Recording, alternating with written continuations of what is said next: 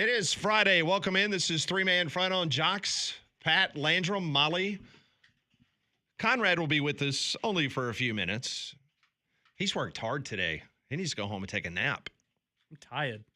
You had the Damian Mitchell show from 6 to 7. You just had the Cole Kubelik, Greg McElroy show you did. And now I get to be on here with y'all. The biggest blessing of all. Well, it should be. Always is. It always is, every day. Each and every day. We are just 24 days away from SEC Football Media Days in Atlanta, Georgia. 64 days away from the start of the college football season, which will begin on August the 23rd. It's crazy to think that 1 year ago today, Landrum, we were at Rickwood Field, the Cardinals and the Giants. Man, it is amazing. 1 year has passed since that magical night. Yeah, I know it. And for some reason, some of the events that transpired during that week, it kind of set in yesterday, and reliving from some of the news stories and the tragic announcement of the passing of Willie Mays. But yeah, it is hard to believe that we've come this far, and it's hard to believe that in that calendar year, we've now had two Major League Baseball events there at Rickwood. We will talk to Gerald Watkins, who will put a bow on yesterday's East-West Classic. I was so happy that once we got off the air, Conrad, the weather cleared up. It looked like it was a good crowd at Rickwood. They enjoyed the festivities in which Prince Fielder won the home run derby. And then, of course, then we had the game afterwards. And the people that I talked to, festivities in which Prince Fielder. And then, of course, then we had the game afterwards. And I was unable. We could not attend, but the crowd was into it. They really enjoyed themselves, and overall it ended up being a really nice event. Yeah, no, it sounded like they had a great time out there. I know Prince Fielder won the home run derby, put on quite a show for the fans out there, and but yeah, I mean, most importantly, just the weather clearing up and all that stuff was great. So unfortunate that we weren't able to be out there. I know CC Sabathia and I were looking forward to celebrating our 1 year friend-iversary. But unfortunately, that'll just have to wait until next year, I guess. But yeah, no, glad that seemed to go off without a hitch yesterday. And are you upset that Nick Swisher, former New York Yankee, did not hit a home run in the home run derby? That is very disappointing, but I appreciated all the ones he hit in 2009 on the way to a World Series championship. So thank you, Nick. It was Prince Fielder, Lewis Brinson, Jerry Hairston Jr., Ryan Howard, Andrew Jones, and Nick Swisher. They were in the home run derby, and Andrew Jones ended up going into overtime against Prince Fielder, and Prince Fielder walked it off. Bat flip and everything. Yeah, that was a nice bat flip, so that was big. So if you missed any of the festivities, oh, by the way, the West squad won the game afterwards 3-0, scoring all the runs in the first inning. And Mike Newton and I, we were texting back and forth, and he was impressed with the pitching. He said CC Sabathia was hitting high 80s. Wow. Low 90s pitching. So he looks, if you remember how he looked as a player and now today, he has done some work on his body. So I'm impressed that they were throwing high 80s and low 90s. You know, I'm just used to those old timers games back in the day where they were playing slow pitch softball. You know what I mean? But man, they were out there. They were out there playing ball. Oh yeah. So if you missed anything and you were unable to attend, coming up on Sunday, June the 29th on the MLB Network, the cameras were rolling. So you can tune in for all the fun and festivities that took place yesterday at Rickwood Field. So June 29th on the MLB Network. But our good friend Gerald Watkins, he is going to join the show at 11:30. Kind of put a bow on, man, what a year it's been, from the Cardinals and Giants to having the event yesterday. Pretty special. Yeah, it's really special. And just we're so lucky here in Birmingham, not only to have an historic place like Rickwood Field, but now with the city of Birmingham and all of the helping hands and the partners that have helped make this thing possible. It's another thing that we can really be proud of. And based on what I saw, and I know Molly was out there about a week ago, and Conrad, you've been out there a couple times over the last few weeks, they have maintained the excellence in regards to the playing surface and everything else, that the investment that was made a year ago, and that was very important, and that was crucial, or Major League Baseball said, we will not be back. These are the things that you need to do to keep this stadium ready for us to use, and it's great that they were able to drop that event in yesterday. Yeah, and now we're going to have good weather now, just in time for all of the events to leave Birmingham. Now we're not going to have any rain, it appears, for. the next No, it's just going to be 90-something degrees every day. 12 days. Here we are. Last 6 days, we've gotten 6.5 inches of rain Oh, in Metro Birmingham. okay. That's a lot. 6.5 inches. Save it all for the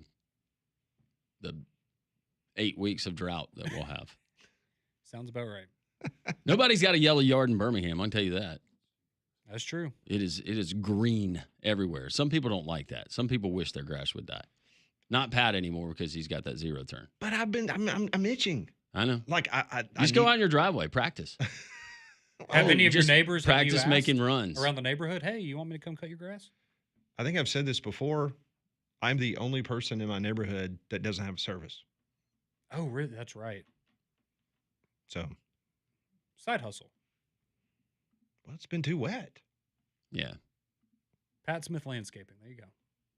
Find one of those crews and see if they want to race you down the street on their zero turn. I tell you what. Zero turn races. I mean, when they show up, it's like ants on a watermelon at a picnic. Man, I'm telling you what, it's that they get the jobs done. You know what I'm saying? Oh, yeah, I they're mean, it's like a team. It's just like boom, and it's over with. yeah, it's all about volume. So I like to take it slow and just Yeah. enjoy the afternoon, get some sun. Sip your Arnold Palmer. Is it sitting there in one of your 2 cup holders? Yeah, I throw a couple raw chickens out for the Gators and make sure they're happy, and I Yeah. just, do my thing.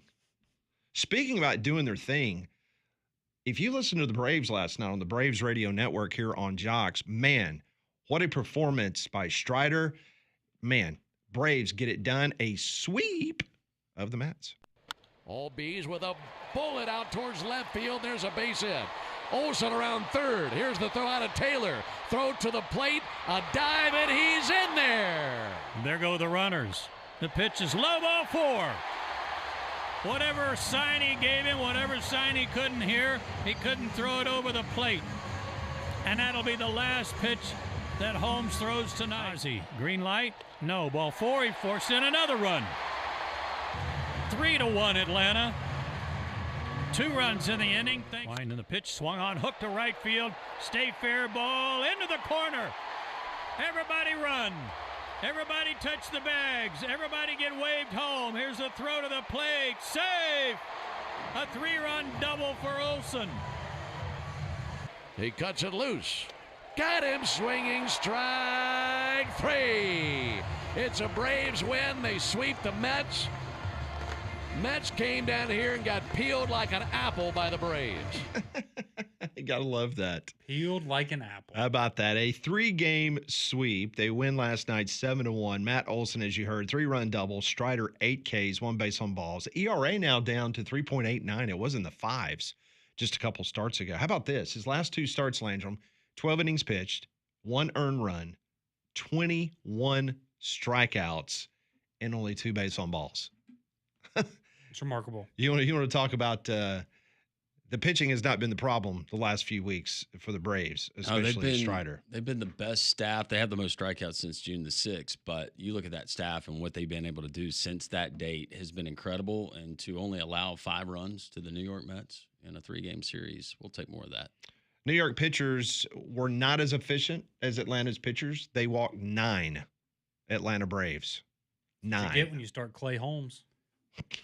The best, stand that the guy. best at bat He's of an the night. Alabama kid. How do you not like him? I know he's an Alabama kid. One of my friends is friends with his brother, and I He's on my fantasy team. really did not appreciate what he did for the Yankees last year. The He was best terrible. at bat of the night was Drake Baldwin with a 3-2 count, 2 outs, and the bases loaded. And he was very selective, didn't chase. And then you had another walk, and then they bring a guy in, and you have another walk. It just all worked out. I've been talking about this week. It's amazing. Since 2022, the Braves are 26-10 against the Mets. 16 games above 500 against the New York Mets, who are now tied with the Phillies in the National League East. And they play this weekend. They do. Interesting because when the week started, the Braves were 15 games out of first place. They are now 10 games back. So they've picked up 5 games in the National League East standings because the Phillies and the Mets both have sucked it up. So in 2 Big weeks, time. you'll be tied for first. Well, and we're five games back in the wild card. 5.5. 5.5. That's Yeah. very manageable. Is there an update on Tatis, Fernando Tatis, and his hand? We will get into that momentarily, but before we close the books on the Atlanta Braves, tonight, this is a very interesting story because they have called up Didier Fuentes. Didier. He is 20 years old. He turned 20 on Tuesday. He spent the last 2 years at Single A Augusta. He's been promoted aggressively this season already. He opened the year high A. Then just 3 starts later, he was promoted to Double A. He made 5 starts there. And then all of a sudden he heads to Triple A, and he's only had 1 start in Triple A, but he struck out 6 in 4 2/3 innings. And so he is pitching tonight for the Braves against the Marlins down in South Florida. Looky there. So Sounds like a guy you should sign to an 8-year, $80 million contract right now. He's young. I forget who was it? The last pitcher for the Braves. He's the youngest to do it since a guy back in the 60s that started for the Braves. I can't being recall that his young. right name. Yeah, I'm sure Barrett will know. We'll talk to Barrett at the top of the hour. So yeah, so the Braves on a roll, and they will be in South Florida this weekend. Landrum just mentioned, for those that do not stay up extremely late and catch West Coast baseball, the big story last night happened between the Dodgers and the Padres. They were wrapping up a 4-game series. The Dodgers had already won the first 3 games of the series against the Padres, and the Padres had a 5-0 lead in the top of the 9th inning. Fernando Tatis steps to the plate, and this is the way it sounded on the San Diego Padres radio network. Now the 1-1. Came in and hit him. Maybe got the bat. Either way, he is down, and the Padre bench is hot. Mike Schilt is particularly hot. He is running out of the dugout, pointing at the Dodger dugout. Arise, meanwhile, coming to check on Tatis with Schilt and head athletic trainer Mark Rogo in tow. Now Dave Roberts is coming out of the third base dugout. He and Mike Schilt are going to go face to face, and both benches will empty. Roberts just pushed Schilt. Roberts pushed Schilt. The umpires and some of the coaches trying to get between the 2 managers. Schilt and Roberts are now up against the backstop, and Mike is being kept out of the fray. Both bullpens have emptied, and things have finally boiled over between the Padres and Dodgers. It was the 3rd time in the last 4 games that Tatis had been hit, 3 times by the Dodgers. So that's the way you heard it last night. Well, it wasn't over. Bottom of the 9th inning, Dodgers trying to mount a comeback. Shohei Ohtani is at the dish. It's 5-3 Padres. This is the way it sounded on the Los Angeles Dodgers radio network. The pitch, and it hits Ohtani. Up and in at 100 to get Ohtani in the front left shoulder. Well, and he's going to be out of the game. Yeah, Suarez immediately ejected. Suarez was ejected for hitting Ohtani. Now, I will say this about Ohtani. On his way to first base, he turned around and looked at his dugout and said, stay in the dugout. Like, do not come out. I'm okay. We're good. We knew this was coming. Yeah, so, okay. He goes to first base. So, game's over. Padres win 5-3. Manny Machado, never short of some interesting conversations. He told the media, let's just hope the CT scan comes back negative. The Dodgers got to pray it comes back negative tomorrow. They better put out a candle. Machado not very happy at all about his buddy Tatis being hit by the Dodgers. Here's Mike Schilt, the fiery manager of the San Diego Padres last night on the incident. You know, and I can back this up with complete evidence. You know, track records speak for themselves. Teams that I manage don't get into altercations like this because teams I manage don't throw at people. But also teams I manage don't take anything. And after a while, I'm not going to take it. And I'm not going to take it on behalf of Toddy. I'm not going to take it on behalf of our team, intentional or unintentional. It's really that simple. That's how this game's played. And you want to call that old school, then yeah, we'll play old school baseball. There you go. That was Mike Schilt. Well, Dave Roberts, he had a little bit of a different twist on things. This is what he had to say post-game about the dust-up with Mike Schilt. And so as he comes out and he's yelling at me and staring me down, that bothers me because, to be quite frank, that's the last thing I wanted. I'm taking starters out of the game and, you know, trying to, you know, get this game over and get this kid a couple innings. And so that's why I felt, you know, I took that personal because I understand the game and know that I understand it doesn't feel good to get hit, but understand again, intent versus clearly no intent. There you go. Here's the thing, though, is that was the third time that Tatis has been hit by a Dodgers pitcher in the last 9 days. Maybe a little bit of a trend. He didn't like the fact that Shohei got hit, but You hit their best player, they're going to hit your best player. That's typically how that works. it's the way it works, unless you're the Phillies and you go chicken against the Braves. And Machado's quote that he had. Yeah. Light that. They need to light that candle. Mm-hmm. Better start praying. That Tati is okay. I love it. I will tell you this, Mike Schilt being spent his whole career, I mean, he was like Snitker. He was in the Cardinal organization forever. He was an assistant coach of the Cardinals, became manager of the Cardinals, got us to the playoffs. And they cut his throat. And then the general manager did not get along with him and fired him. Yeah. And the people in St. Louis were furious. They loved him.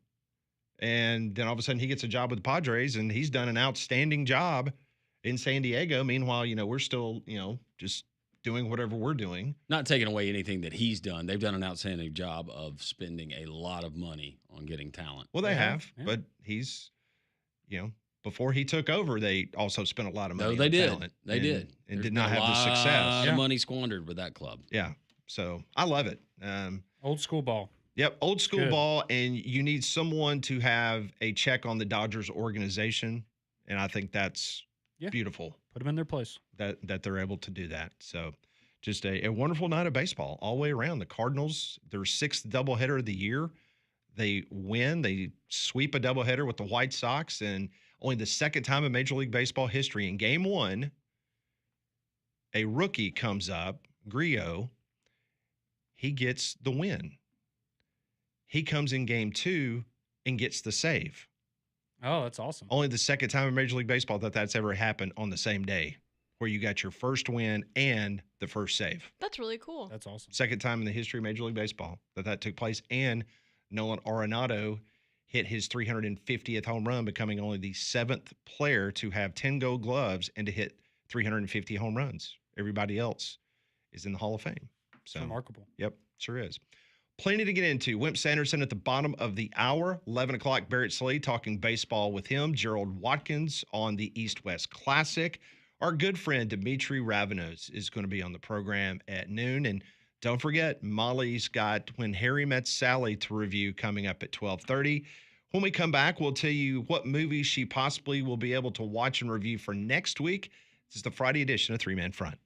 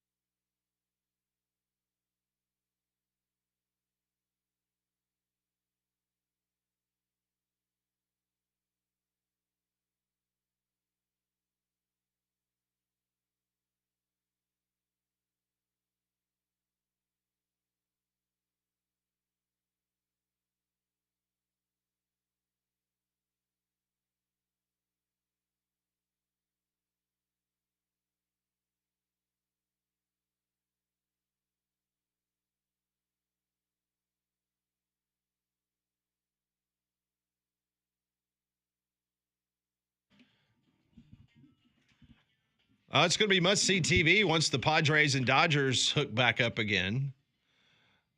Dodgers take 3 out of 4 from the Padres, so we'll see if there's any news this morning. Now, the x-rays last night came back negative on Tatis, but he's going to have some more imaging because where he was hit in that part of the hand, there's Could be a little hairline in there. Yeah, a lot of bones. We'll wait and see. Well, we have a long summer of heat and humidity ahead, so keep your home comfortable with Trane, America's most reliable HVAC brand. And to give you more peace of mind, Trane is offering up to 10-year warranties on parts and labor on select home comfort systems. So to learn more about this offer and to find a specialist near you, visit Trane.com. Okay, so coming up at 12:30, When Harry Met Sally will be the movie that Molly will be reviewing for this week. And so, Conrad, we gave her 4 options. Well, not her, but the audience, 4 options.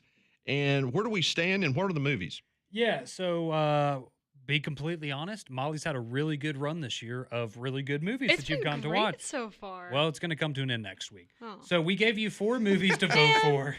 The idea behind these is they're not great movies. And That's- this is let's proof just be that I honest. don't get to pick the movies because I would have never picked any of these. Correct. So you have 4 options. Again, keep in mind, not great movies.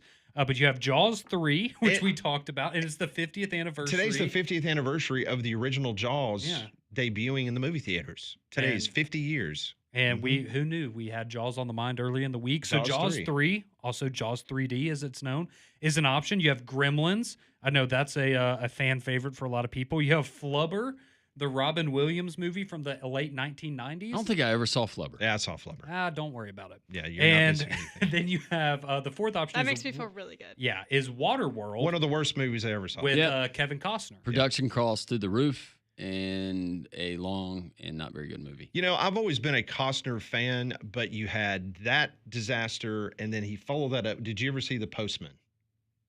I don't think I saw The Postman. Okay. Not very good.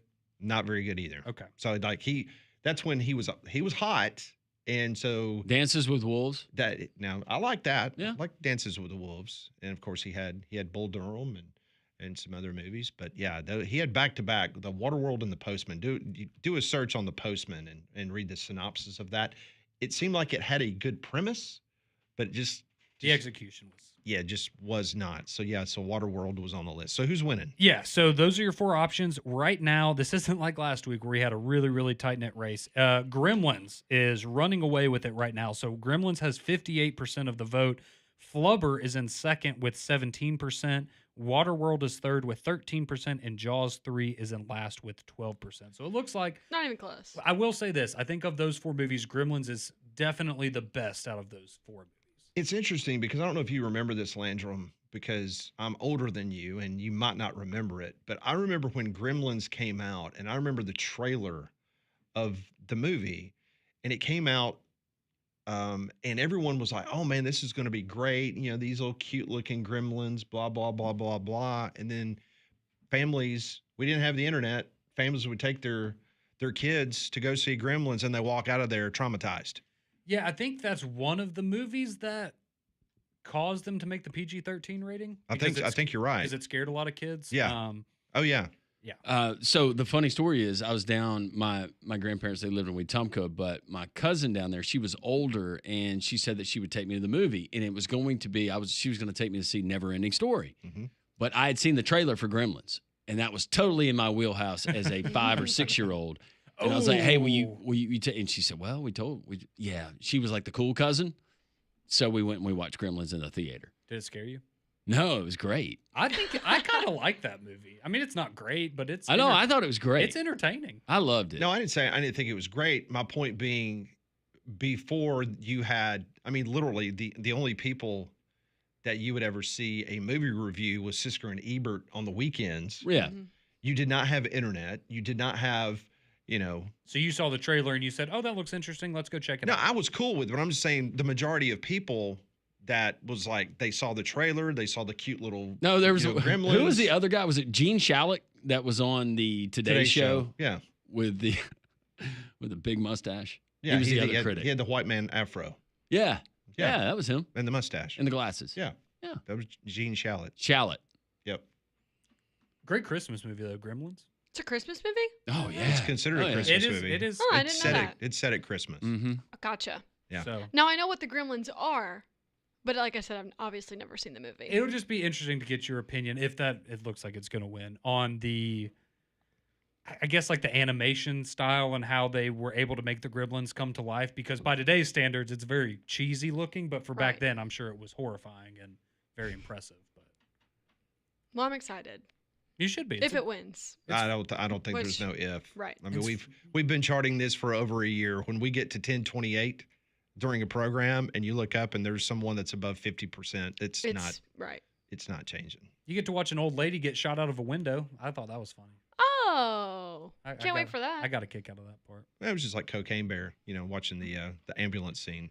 Yeah, that one's a little more entertaining. By the way, my wife reminded me that we had seen Cocaine Bear, but I fell asleep during Cocaine Bear at the house.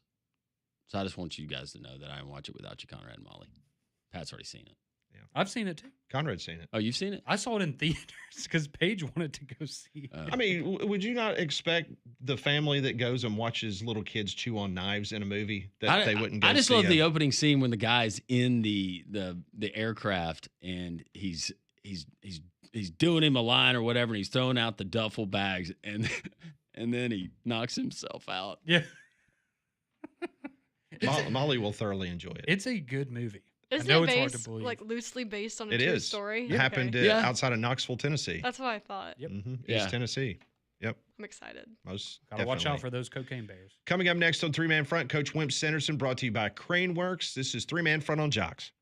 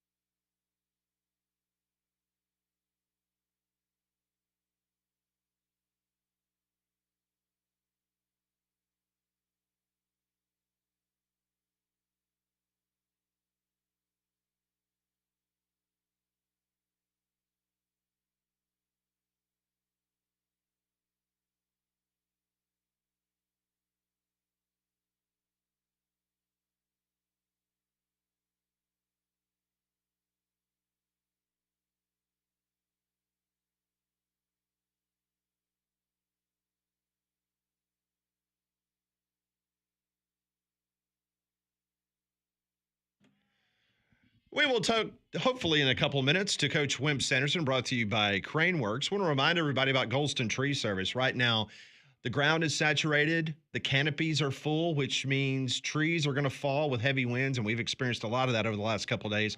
Call Golston Tree Service, 205-337-4443. Golston Tree Service is ready to help you today. That number again, 205-337-4443. And remember, over 35 years of experience doing this in this industry. They can haul the roots out. They can do anything that you want around your house, whether it's the small jobs or the big jobs. Golston Tree Service, been telling you about them for quite some time. 24-hour emergency storm work service as well. Numbers 205-337-4443. I know they've been staying really busy over the last few weeks because of all the rain and the storms that we've had. So take advantage of having a professional like Golston Tree Service take care of your property. Small jobs, big jobs, doesn't matter. 205-337-4443. We'll catch up with Coach Wimp Sanderson momentarily.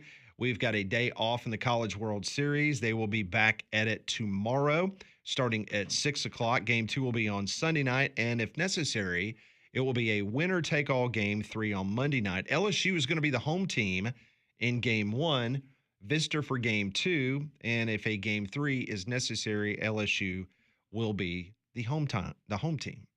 LSU is vying for its 8th College World Series title, second in the last 3 years. Back in 2023, the Tigers defeated SEC rival Florida. You remember Paul Skeens was the MVP there of the championship series there in Omaha. Well, each and every week, brought to you by Crane Works, we get an opportunity to catch up with the coach, Coach Wimp Sanderson, on the Higginbotham Hotline.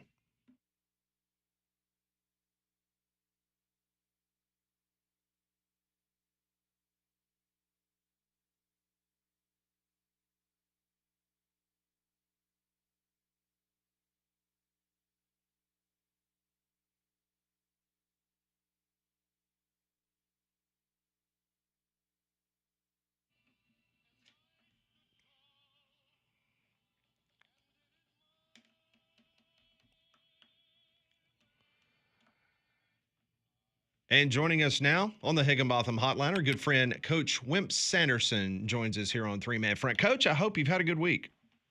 Oh, I've been moving, and when you boy. moved and lived in one place as long as I have, and you're moving by yourself now, it's not easy. Well, Coach, let me ask you this about of all the things that you have from your career, did you, when you were packing up and you were moving, did you come across something that you had completely forgot about that you had and it kind of made you go, wow, where's that been all these years? I just saw a picture of me in the back of the convertible being the grand marshal of the homecoming parade. At the university in Tuscaloosa? Yeah. Oh, wow. Yeah. What year was that?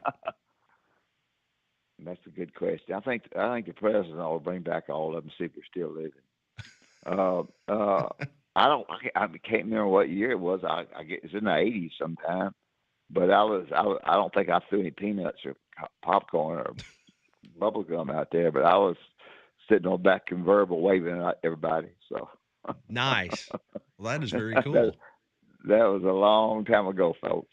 Oh, there's no doubt about it. Yeah, now moving's no fun at all. No, drive you crazy. No, and I can't really talk baseball with you today. My Cleveland Indians, former Cleveland Indians, are behind the Detroit Tigers. Isn't that right? 10 games or something. Yeah, That's Molly, right. And Molly's wearing her Detroit Tigers shirt. Oh yeah, I'm sure she is. I started to brag at Molly, but I wore my jersey yesterday, Coach. Yeah. Well, isn't it funny how all of a sudden all these Detroit Tigers fans are coming out of the woodwork? Yeah. Well, you hadn't heard them from years. Michigan in football and Detroit Tiger fans in baseball.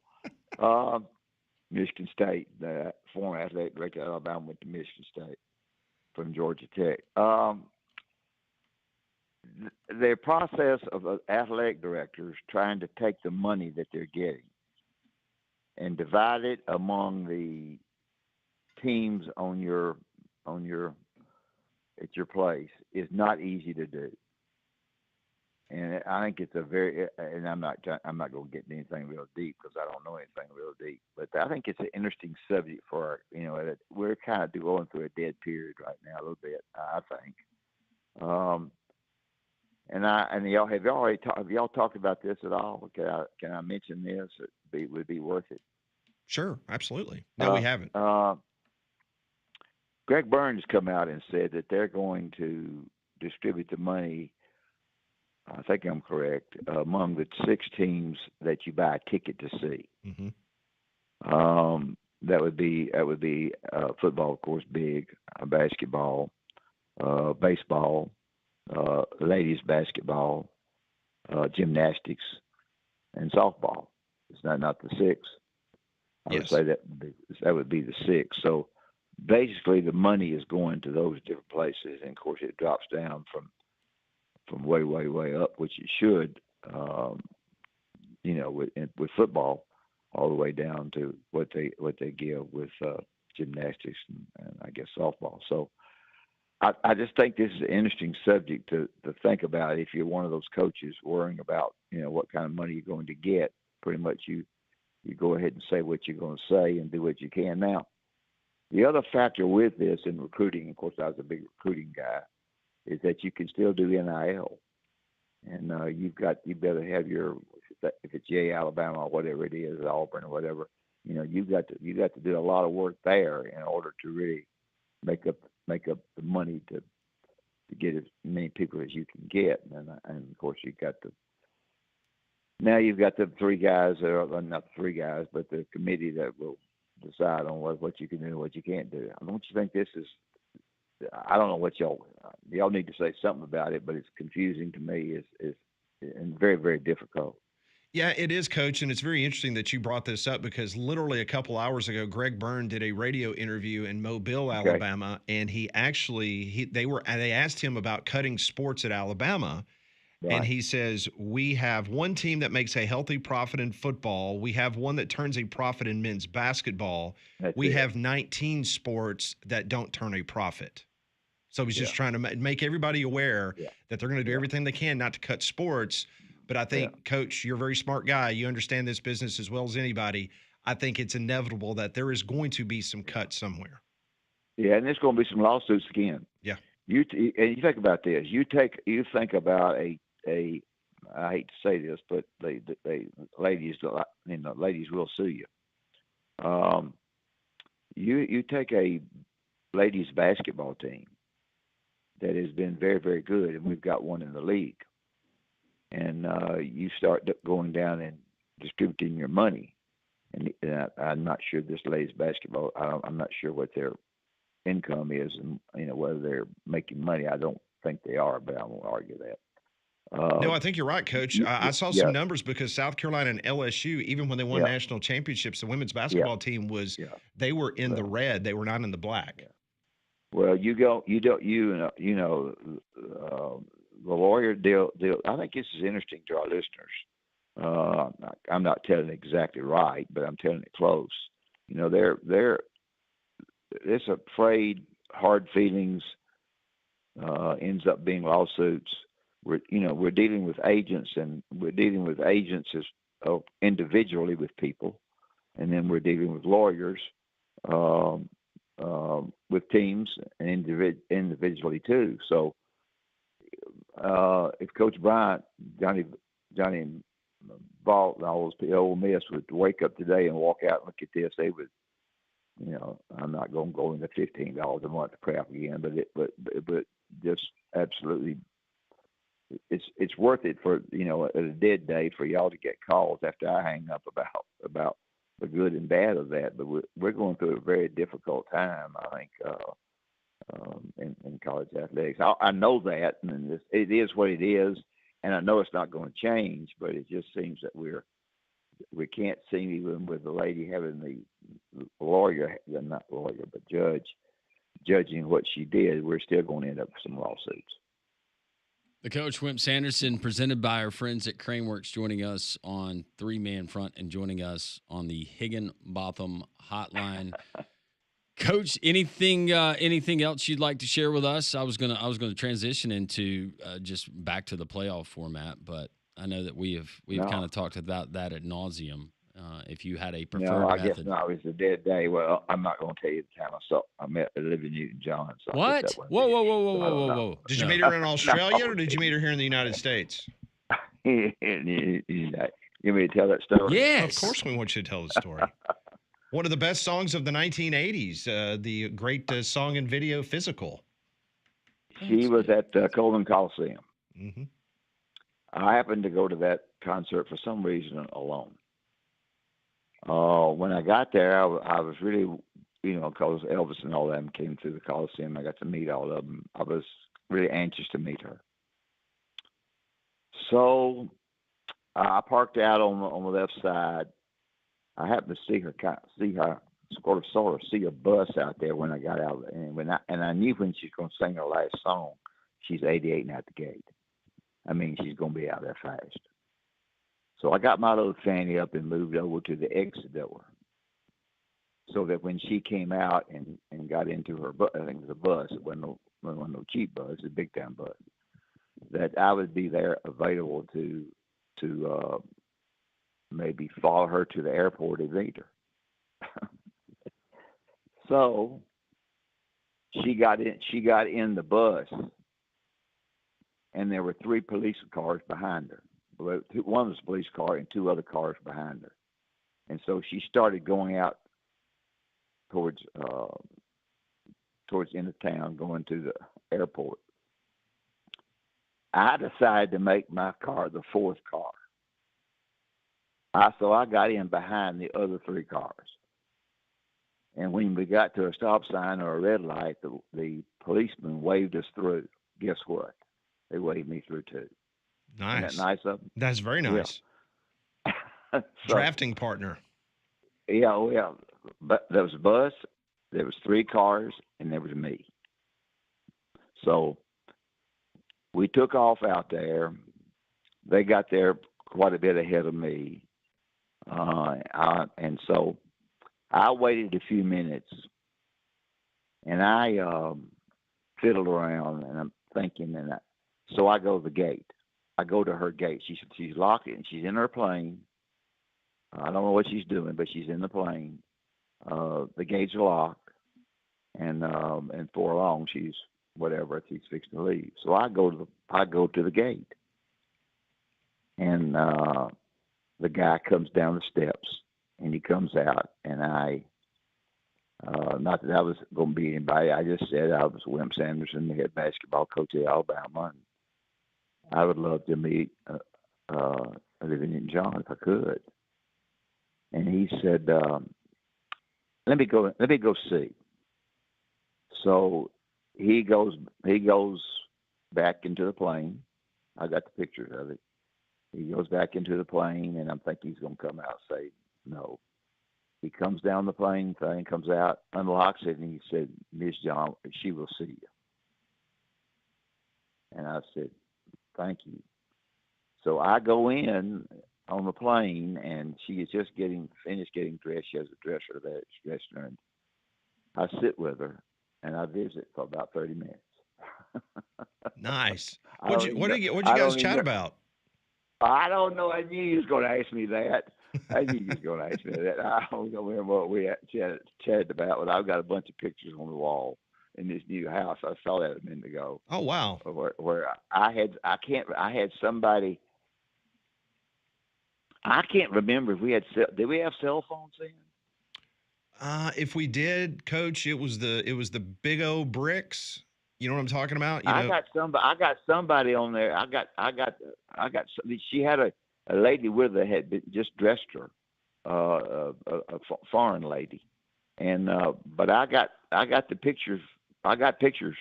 Either one of the people got on there and helped me, but I can't remember.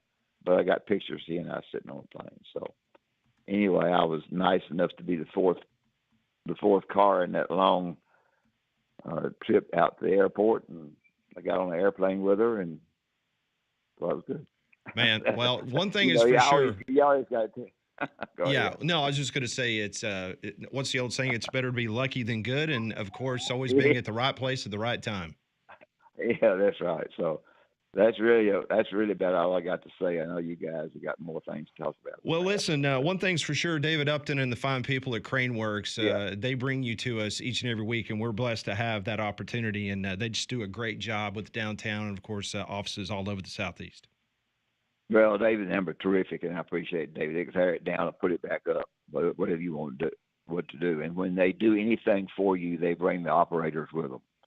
And they'll do a terrific job. And if you've got rental works along with Crane Works, and you want to rent something, they'll bring even bring an operator with you there. They did that for me, and they will do everything they possibly can to satisfy you. And they are, located in Mobile and Birmingham, Huntsville now, and throughout the Southeast, and they're absolutely terrific people. And I appreciate you guys having me on. I appreciate Crane Works having me on. And I appreciate Olivia Newton-John having me on. That was great. Thank you, Coach. Right. We appreciate you. All right, talk to you later. All right, see you, Coach. Bye. The Coach Wimp Sanderson, presented by our friends at Craneworks on the Higginbotham Hotline. You deserve solutions that are built for you. Higginbotham is your one-source solution for insurance, financial, and HR services. Top of the hour, we'll talk to Barrett Sallee. The Braves, hot, making moves in the National League East. We'll talk to him at the top of the hour. Also, next hour, Gerald Watkins. We got Dimitri Ravanos coming up in the 12 noon, Molly's Movie Minute. So we've got a very jam-packed Friday here on Jox.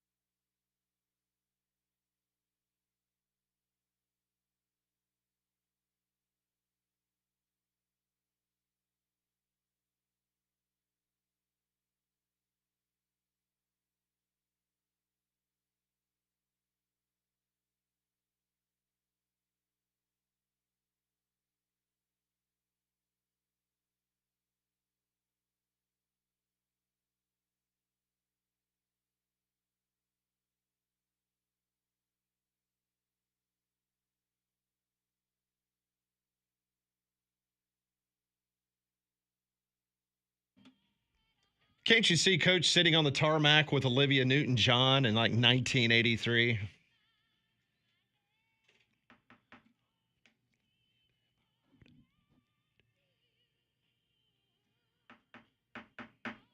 Did you like Grease? Did you like the movie Grease? Sandy? I bet you liked that final scene, didn't you? When she kind of walked out in the all leather. You liked that, didn't you?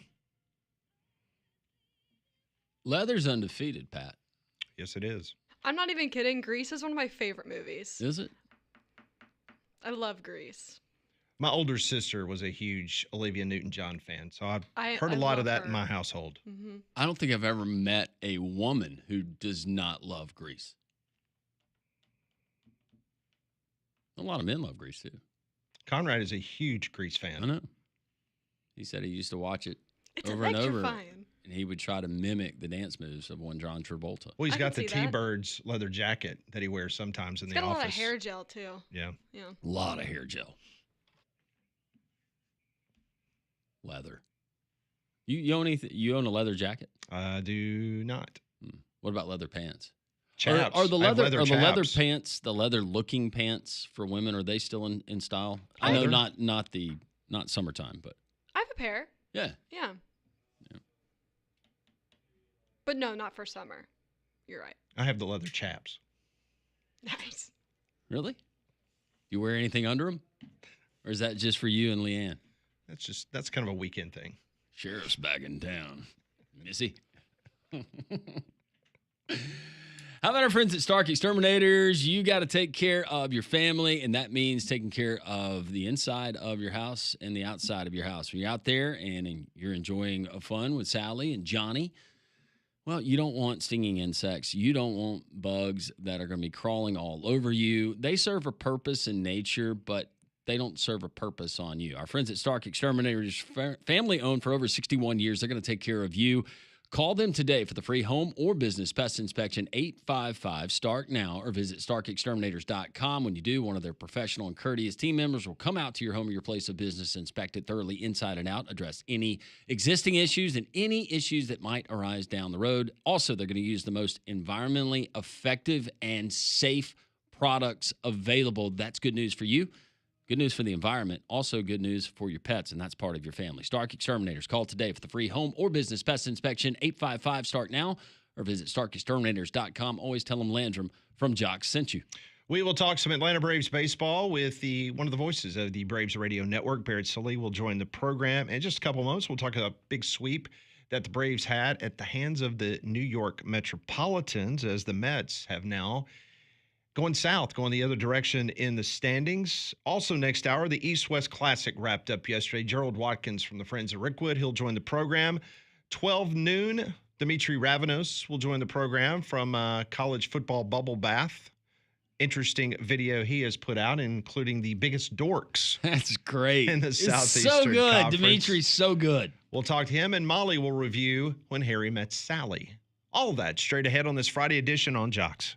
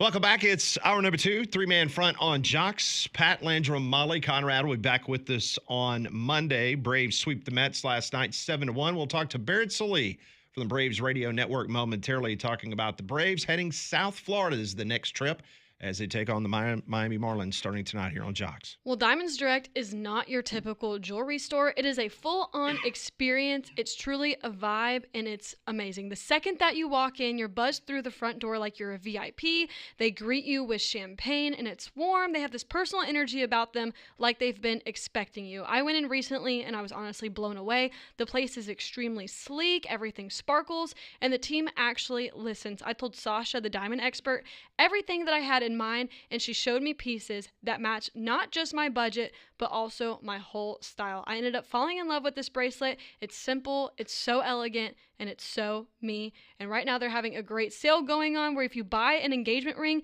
they will give you the wedding band for free. So go by and check out our friends at Diamonds Direct. Our friend Barrett Sallee, pre-game and post-game host, Braves Radio Network. You can hear it right here on Jox all season long. Joining us on the Higginbotham Hotline. Barrett, great job. 7 of the last 9. A sweep over the Mets. I give all the credit to you. I do my best in that clubhouse to keep the attitude going well. And, from my spot in the press box or down low, I try to motivate the best I can. So, yes, I don't say I take all the credit, but, 75, 80% I think is good enough. Oh, just 75 to 80%? That's not bad. Not bad at all. What has been the biggest change, in your opinion, over the course of the last 9 to 10 games? It's timely hits. It started in Milwaukee. The first game in Milwaukee, you had Eli White hit that home run that kind of put it away. Saw Marcell Ozuna tie it up in a big spot a couple games ago. Then obviously Matt Olson with the bases loaded. Those kind of things were strikeouts. They were pop-outs. They were foul-outs early in the season. And now those things are coming either to get back in games or put games away. And the runners in scoring position stat is still not great. But what they're showing is that it doesn't have to be great. It just has to be great at specific times. And they're doing that. And on top of that, obviously the pitching is the pitching, which has been like that all year. So that's the difference. That's the difference, is that they're getting timely hits, and that has not happened up until about a week and a half ago in Milwaukee, and it's made a world of difference. The performance that we saw from Chris Sale was just absolutely incredible. It does seem like this pitching staff and guys like Sale and now Strider and Swellenbach, they're kind of taking it on themselves, not to throw shade at the bullpen, but it seems like, they've kind of taken the attitude, and I think I might have heard it last night, and it does make sense of, well, you know what? We can control this to a certain extent. They can't win if they can't score. Can you kind of see what you've seen from the Braves starting rotation here in the recent weeks that's maybe kind of encouraged what we've seen, not only with the pitching staff, but also throughout the dugout? Yeah, I think across the board on the stat, well, maybe not Strider because he's still working his way back, but everybody else, including Bryce Elder, when Snit or Craney goes out there, they're asking him, hey, what do you got? Do you want him? Whoever him is, do you think you got this guy? And of course, the answer is always going to be yes, no matter what pitcher it is. But they believe him. Whoever it is, they believe the pitcher. The coaching staff says, you know what?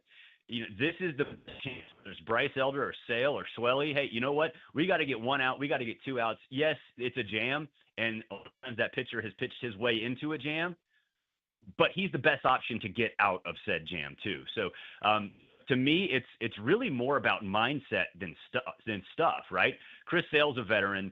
Schwellenbach owns the mound. Bryce Elder doesn't care. Like Bryce Elder's just like whatever. And then Grant Holmes, I think, has earned the trust too. So, Strider's going to get back to that point too, but he's kind of at a 6-inning, 100-pitch kind of limit right now. Now, obviously, he will have that kind of trust when he comes back, but there's a different kind of plan for him. But I don't necessarily know if it's because of the bullpen, rather just that 3 months into the season, those starters are just lights out and have been lights out from the get-go. So you might as well, give them a little more leeway in determining whether they can get the job done as opposed to going to the bullpen. I mean, this is a real problem for the New York Mets because now this is a situation where they just cannot overcome the Braves. I mean, this is a mental block situation. I mean, when you have lost 26 of the last 36 to the Atlanta Braves, That's a problem, especially when you're a team that's supposed to be, by far the best team in the division. And now they're going south. They're tied with Philadelphia. They got a big series with them coming up this weekend. You saw them in person. What's just your take right now on this New York Met team? It is a mental block. Like it is, when they get into a situation against the Braves, something changes. They get inside their heads. They get between their ears. And, I know there are new players, right? Juan Soto's new. There are some others, but Alonso's been around. Lindor's been around. The pitching staff's been around. They remember that Ozzie Albies walk-off poor Larry a crown game 2 years ago. That hurt. They remember a couple years ago when the Braves swept them at the end of the regular season. They know that. They won a game on game 161 here in Atlanta, and then the Braves won game 162 against them, but really they had struggled against the Braves leading up to that point. I would argue that the Braves are the reason they were in that situation to begin with. So yeah, there is something to that. I know you can sit here and say, well, it's different players, different years. And yeah, I get that. But you can tell when they get down against the Braves, something changes. And it's not something you see from true competitors. So, you mentioned 26 of the last 36. The Braves are plus 81 in run differential over that time. That's crazy. It's like, honestly, I left the stadium yesterday just kind of grinning, like subtly grinning, like this is so much fun. It's so much fun owning them. Barrett Sallee, Braves pre- and post-game host there on the Braves Radio Network, joining us here on Three Man Front on the Higginbotham Hotline. I talked about him in your visit last Friday. I'm going to talk about him again. Baldy. Drake Baldwin, wow, he continues to impress. The at-bat that he had last night, Barrett, with a 3-2 count, bases loaded, 2 outs, to be able to take that pitch, and he's shown that he's not afraid to take a count deep, and that's rare for a rookie player. But moving forward, and you see how the guys respond to him. Pitchers are obviously comfortable. Seems to have a great rapport with his veteran teammates. Could you see this being more of Drake Baldwin than Sean Murphy down the road? I think it's about half and half. They don't want to give – I don't think they want to give Drake too much, right? Yeah. Because, yes, he's a rookie, but there are still things that he's going to see that he hadn't seen before. Sure. He hasn't gotten wide-eyed really yet, but that's not to say he won't or, wear down a little bit. So I think you're going to see about 50-50. Yesterday was the first time we've seen him go back-to-back in a week or two. So, yeah, I mean, he's earned the right to be in – a similar situation as Sean Murphy, Travis d'Arnaud, right? I don't think they look at it any different than Sean Murphy, Travis d'Arnaud. And I think that's okay. And because, yeah, he's making his at-bats are veteran-style at-bats. And I was watching him at batting practice yesterday, and, I mean, he was absolutely bombing. I mean, I have not seen him do that before. I know it's batting practice, and sometimes guys just try to, one-up each other or whatever. That wasn't this. It was just him and Austin, and I think maybe Marcel was there at that time. So you could kind of see that he's feeling good, and I think you're going to see a whole lot more at-bats like that. But as far as anything more than playing time right now, my guess would be it's just kind of going to stay 3-2, 2-3 with Sean and Drake. And depending on matchups, you might see Sean in there where maybe it could be Drake just because Sean has more of a track record. If there's something that, Snit from a number standpoint, give him a little bit more of a nod. But Drake's ready. I hate to say he's not a rookie anymore. I'm not going to say that, but he doesn't act like one. Talking to Barrett Sallee from the Braves Radio Network. They start a 3-game series tonight against the Miami Marlins. Got to ask you about the rookie coming up. 20-year-old Colombian rookie. He has been on the fast track this year. For those that do not know his backstory, just tell us who he is and what the Braves expect of him tonight. Yeah, Didier Fuentes. He's 0-7 in his 4.81 ERA through 3 levels of minor league baseball. Don't worry about those numbers. Worry about the 3 because he just turned 20 3 days ago, and he's moved all the way up 3 different levels of minor league baseball. That's how much they like him. So I wouldn't worry about the ERA or the wins and losses. He's got 48 strikeouts in 39 innings. That's a pretty darn good ratio. So they like him a lot. And we asked Snit, like yesterday before the game, he couldn't really mention Fuentes by name. Afterwards, he could. The whole mindset is just give the starting staff a little bit of rest because we're in the midst of a 19-game stretch, barring rainouts. So they need to give that staff a little bit more rest. And what we saw from Chris Sale on Wednesday, that opened a lot of eyes, I think, because 2 or 3 extra days rest, and Sale was lights out. And Schwelly doesn't care. Nobody really cares if it's a 6-man rotation, so you might as well do it when you have a chance. And this is the right opportunity to do it. So it'll be fun. Plus, we saw Grant Holmes go Sunday and Sale get pushed back, and that ended up working out really, really well. And now you're going against the Marlins, and you're going to get Fuentes, Elder, and Grant Holmes, and then bam, look who's set up for the 4-game series next week against the Mets. So it's the same group. So all of that is in play. I wouldn't expect, this is cool. This is fun. I wouldn't look at it anymore as, oh, okay, this is a fun little story. If they lose, okay. If he gets, okay, he's 20, right? He's 20. And if I don't know if anybody really watched the minor league showcase thing they did in spring training, but he was on that Braves team during that minor league showcase game that they had. So you saw him a little bit if you were paying attention. So I'm excited to see him, man. 6 foot, 170. He doesn't look like he's got gas, but he's got gas. So it'll be fun to see.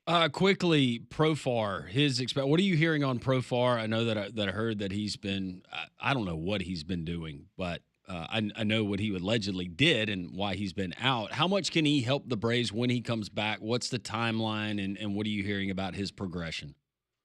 Yeah, he's been raking. And in that 3 games, I think he's 5 for 9, 6 for 10, something like that.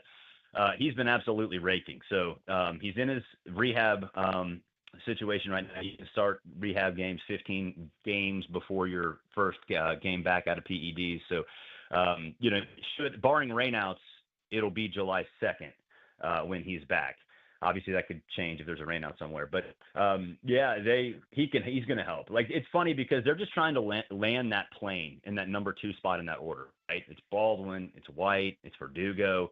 That's going to be Profar's. I mean, Snit basically said that he's going to be in that 2nd spot in the order. So to me, it's just kind of like they're trying to land that plane. It'll be interesting to see what they do, though. As far as roster, because I think the kind of easy answer would be, okay, Alex Verdugo, because he's not fast and Eli White is, and Eli White's going to stay. But Profar can also play infield. So maybe Williams is the odd man out. Profar's the backup utility infielder when he's needed in that spot. So it's going to be interesting to see what happens when he does come back up. But for 3 games with the Stripers, he's been absolutely raking. That is Barrett Slee. You can hear him on the pre- and post-game show here on Jox, the Braves radio network. Should be a great series in South Florida against the Marlins. Barrett, always appreciate your time. We'll talk to you next week. All right, guys. See you. See you. He joined us on the Higginbotham Hotline. Higginbotham is your one-source solution for insurance, financial, and HR services. Well, when I watch the Braves, I'm enjoying something from Mystic Beverage. Mystic Beverage, sparkling water infused with various cannabinoids for relaxation and focus. It's made in Blount County, Alabama. Always going local for me. Nirvanic is a smooth, calming experience, perfect for unwinding. It's got the 25 milligram Delta 8. If you want to go with the High Hills Delta 9, they got the 5 and the 15 milligram for a balanced and elevated vibe. The go-to, though, for me is the Lift Blend. It's got the CBD, the CBG, the Delta 9, and the green coffee bean extract. It's going to boost both your body and your mind. It's just a lot cleaner. You're going to get the pick-me-up like coffee, but it's going to give you a cleaner feeling. That's the best way I can describe it. And you have the Broadway, the broad-spectrum CBD with the Delta 9 for the comprehensive wellness boost. All of this is available at your local Piggly Wiggly. You can go online, check out all of their products, their different flavors, from the Southern Berry to the Mango at mysticbeverage.com. Mysticbeverage.com. When we come back on Three Man Front, some people are calling Cleveland the new Athens of the North. We'll tell you what that's about next on Three Man Front.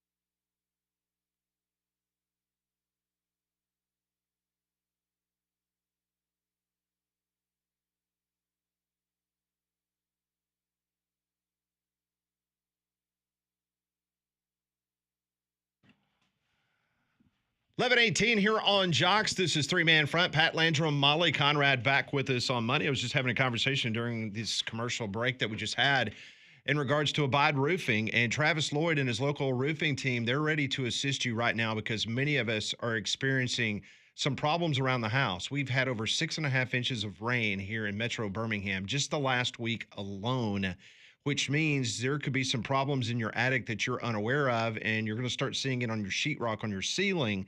That's why a free roof inspection is so important right now. No strings attached. There's no pressure. You need to call Abide Roofing, Travis Lloyd, and his outstanding local roofing team at 205-922-7134. A lot of times maybe a nail will be shot differently into your roof, which then could cause water to get in, some heavy, wind and shingle damage. But Abide Roofing can take care of that. They can fix that. And then if you have a bigger problem like I did, which was a brand new roof that I needed because I had multiple issues, they can handle that as well with your insurance company. So call Travis Lloyd today, 205-922-7134, or go to his website, abideroof.com. This roof inspection, no strings attached, no pressure. I trust these guys 100%. Let them take care of the issues you have at your house, or be proactive and stop something before it gets even worse, as my friend was just telling me about during the commercial break. So call them today, 205-922-7134. And Pat, you never know. Water can find its way, right? It will. Through anything. Absolutely. And unless you get a ton of rain or a really, really heavy rain, one of like biblical proportions, you might not realize that you have a problem until you look up and you go, that's a nice water stain on my ceiling. Yeah, how did I get that?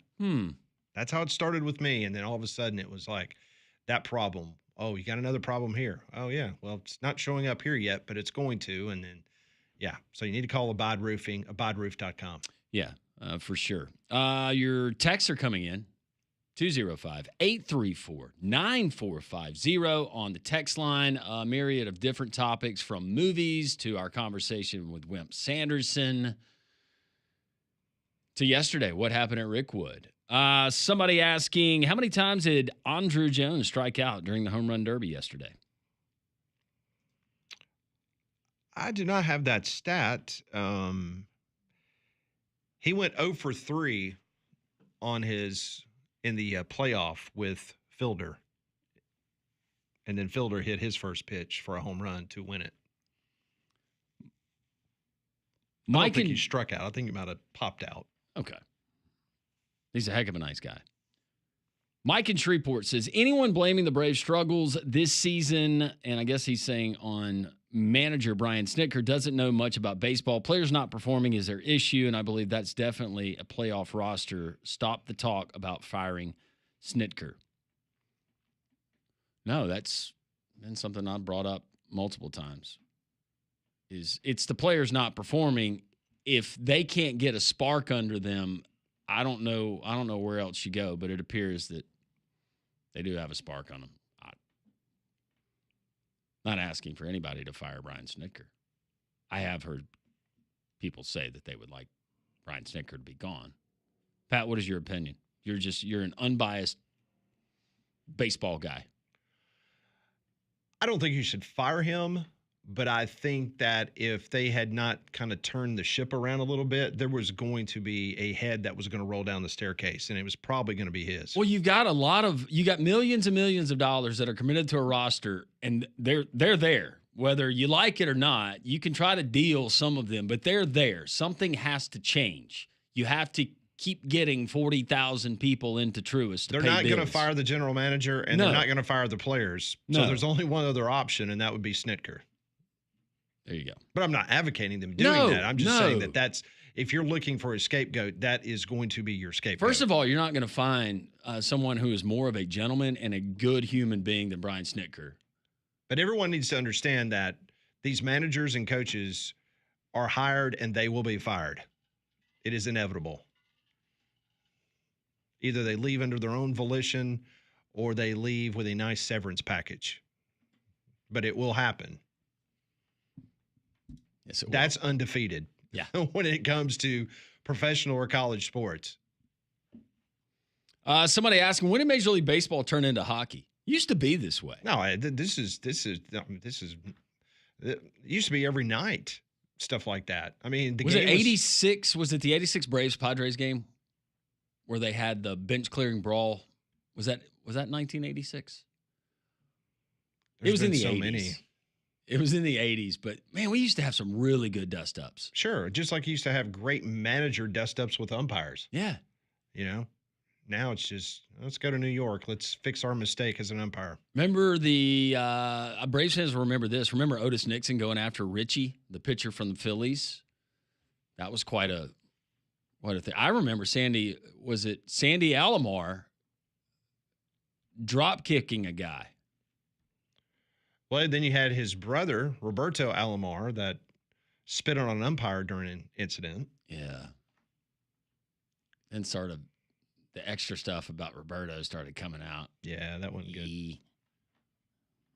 No, it was messy. Joseph says the Padres walked the first two batters in the ninth inning on purpose so they could bring in Robert Suarez and make sure that he was up to bat when he threw that 100-mile-an-hour pitch into him on purpose. Thank you, Joseph. Josh says Dave Roberts is such a phony, sensitive coach being carried by an all-star game type roster. Josh in Huntsville. I will tell you this, Josh in Huntsville. Thanks for the text. So if you see the video, you can see, and if you're a good lip reader, you can see exactly what Schilt is saying to Dave Roberts. And then you see Dave Roberts, he's being very animated with his hands, and he's saying something back at Schilt. Well, you would anticipate that what Dave Roberts is saying back to Schilt is as explosive as what Schilt. I mean, Schilt's dropping F-bombs. Yeah. Okay. Well, I was watching something on social media this morning, and somebody that was sitting in those very expensive seats right behind home plate at Dodger Stadium, they videoed the whole thing and posted it on social media. Nice. Like they were like up against the netting. Yeah. So you could hear everything that was being said. And let's just say that what you saw Dave Roberts doing and being animated on video was definitely not what he was saying back to Schilt. So he was just playing that up. He was talking with his mannerisms. Yeah, he was being violent with his hands. Yeah. But what was coming out of his mouth was like, hey, look, that was not on purpose. We can talk after the game. So he wasn't saying like, hey, meet me in the parking lot after the game and we'll settle this like two men. He was saying, hey, we'll talk about this after the game. And he was saying it in a pretty calm voice. But when you see the video, he's like doing his hands and kind of getting everybody fired up in the stands. But if you could hear what he was saying, which you could on the video behind the net, it was completely different than what. Was Schilt saying, if you want to go, I have no problem with it? He was basically saying, let's blank and go. Like now. Like Roberts came up and pushed him. I couldn't believe he pushed him. I just wonder if the commissioner's office will step in and decide to calm them both down by give them a game or two. Because once again, the umpires in Major League Baseball, it's kind of like WNBA referees. I mean, they just completely lost Make them control. coach together on the All-Star. I mean, Marvin Hudson, the umpire, I mean, they were just don't know what they were doing. This one rolls in from Bobby. Don't know if this has been discussed, but the championship series and the College World Series this weekend is kind of a revenge series for LSU because when Coastal won the championship in 2016, not only did they beat LSU in the Super Regionals, but they also beat Jay Johnson in the championship series. I guess he was there at Arizona at the time. Daryl says, Waterworld is so bad, it's good, Molly. Well, too bad I don't think it's going to win. What's the latest? What's the statistical count right now on the movies? Let's check. Because we're 1 hour and 3 minutes away from declaring a winner. So Gremlins is at 59%. Yeah, it's over. Flubber's at 15%. Waterworld's at 14%, and Jaws 3 is at 12%. It's disappointing that Jaws 3 didn't have a better showing. I forgot that the shark's name was Bruce. Mm-hmm. There's Bruce. Yep. 50 years ago today, Jaws debuted in the movie theaters. The first ever blockbuster movie of all time. Summer blockbuster. Remember the shark from Family Guy? That would, you have the two guys in the water and the shark's down there. I can see I don't think so. Gremlins is a childhood favorite. A few scary moments, but very funny. Yeah. Little grandson, he defied his grandfather, and look what happens. Yep. That's what you get. And it's instructions. It's all about the details. What was your favorite Gremlin? Now, Gizmo was awesome. Oh, you gotta like Striper. Was Striper the one with the mohawk? Yeah. Yeah. Yeah, Striper. He's the problem. He is a problem. You know what they kind of remind me of a little bit? Furby. Remember Furby? Mm-hmm. Wasn't that the little toy with the... Yeah. Yeah. But you'll love like how they harmonize Gizmo when he hears music. Can't do it. It's great. Johnny says, wow, Gene Shalit is still alive and 99 years old? I had no idea. Wow. Good for Gene. All right. Keep the text rolling in. We got lots more we'll get to throughout the course of the program. 1 year ago today, we were all at Rickwood Field as the Cardinals and Giants were getting ready to play that just incredible game at the historic Rickwood Field. Well, yesterday, another impressive event took place, the East-West All-Star Classic. Gerald Watkins from the Friends of Rickwood will join us next. This is Jox 94.5.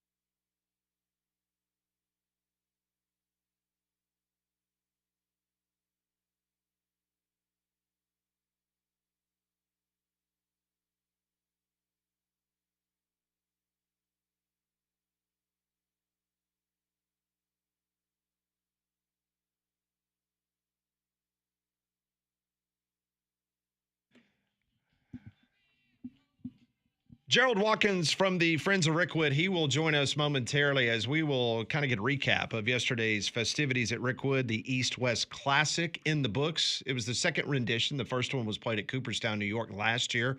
Birmingham obviously yesterday. So we'll talk to him about that, and glad to see that the rain got out of here and everybody had a good time at Rickwood. Our friends at Dobbs Ford, Rachel and Joey Goshen, their husband and wife, the managing partners there, the entire team at Dobbs Ford, just people who love the Lord, and they just love people. If you want to go in, maybe you're just having a bad day, you want to look at some cars, trucks, SUVs, or maybe you don't. You just want to meet some nice people.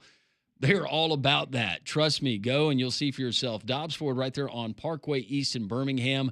And right now, not only do they have Alabama's largest showroom selection, that's a given, but also you're going to get Ford employee pricing. You pay what the Ford employees pay on certain makes and models, 90 days until your first payment. You can do like so many have done around Birmingham and the metro and the state of Alabama. They'll even deliver your car, truck, or SUV to you. It's Dobbs Ford. My sister, she bought an Expedition from them about a month ago, but many of you sending in pictures of the F-150s, the Broncos, the Mustangs. Check it out, DobbsFordBirmingham.com. They're on Parkway East. Get into Dobbs Ford. Take me up on it. See if these are not just the best people, salt-of-the-earth people you've ever met. Dobbs Ford. DobbsFordBirmingham.com. Make sure you tell them Landrum from Jox sent you.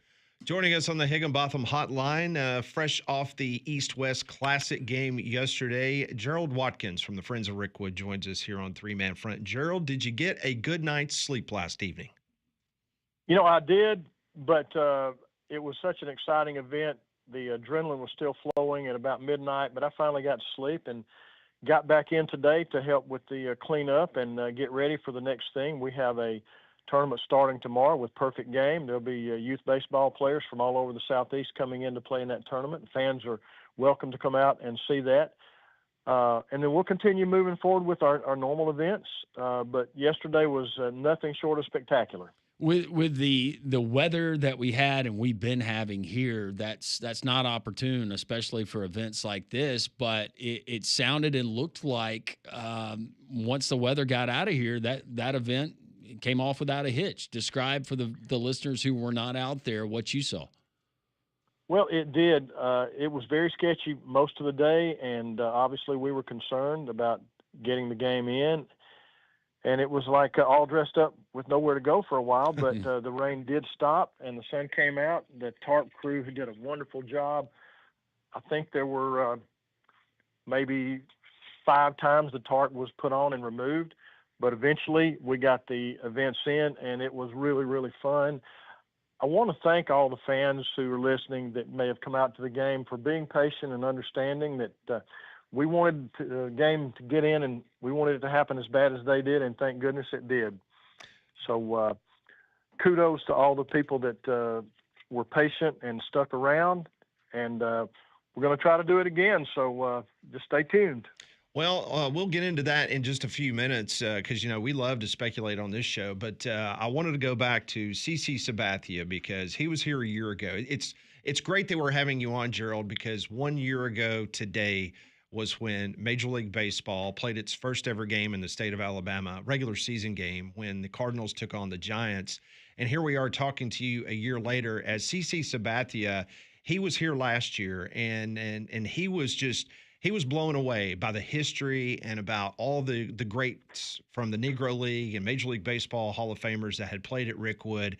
And that's what really got his juices going in regards to trying to get this game yesterday played at Rickwood. Kind of take us down that road and tell us how important CC Sabathia was in getting this game back to Birmingham. Well, CC is a great ambassador for baseball, and he is part of the commissioner's office. When he came last year, he fell in love with the place. He fell in love with not only the history, but also just the visuals, the ballpark, the way it looked, the old feel. And he went to the commissioner and said, I want to do this Hall of Fame game. I'm sorry. He said, I want to do this home run derby and this East-West Classic at Rickwood Field. And the commissioner said, sure, let's do it.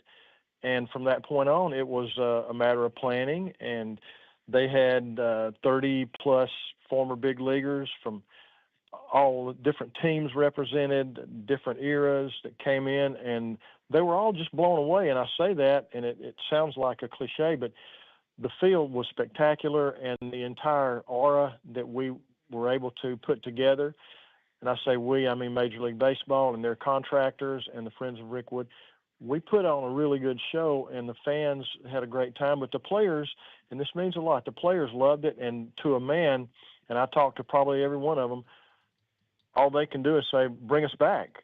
And that's wonderful. And not only did we have some fun baseball to watch, but they interacted with the fans in such a way that you never see again. You certainly won't ever see it at a big league game. But CC Sabathia is just tremendous. And if he signed one autograph yesterday, he probably signed 500. And Prince Fielder and Gary Sheffield, Andrew Jones, all these guys that we've seen on TV for all these years, and they seem kind of out of touch and unapproachable at a big league game. But here it was just like they were friends, and they signed a ton of autographs, and they had pictures taken. Dusty Baker was just the coolest guy. It was something that I hope everyone that came will never forget. And if we ever get to do it again, that's wonderful. But the memories that were made yesterday were just spectacular, and I hope that everybody appreciates that. Describe Prince Fielder, because I know that he was your home run derby champion, but from reports, he hit 3 that just evaporated outside of the stadium. What kind of power? I don't know if StatCast had the tail of the tape, but are there any numbers on the distances we saw from him and others? They had to be 400 plus, and obviously as a left-handed hitter, he's hitting them over the roof.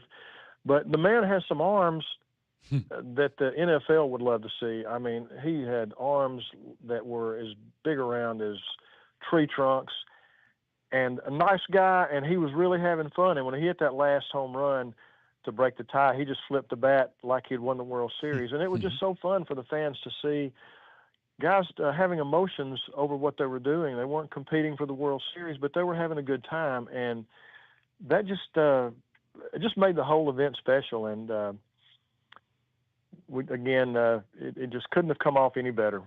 The report that I got from folks that were there, they were telling me that they were impressed by the pitching staffs yesterday, whether it was CC Sabathia, Scott Kazmir, Edwin Jackson, Jose Contreras, whoever was on the mound, they were still throwing in the high 80s, low 90s. I think that's right.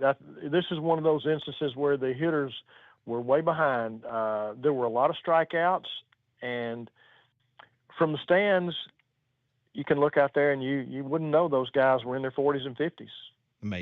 Amazing all these years that they could still bring the heat.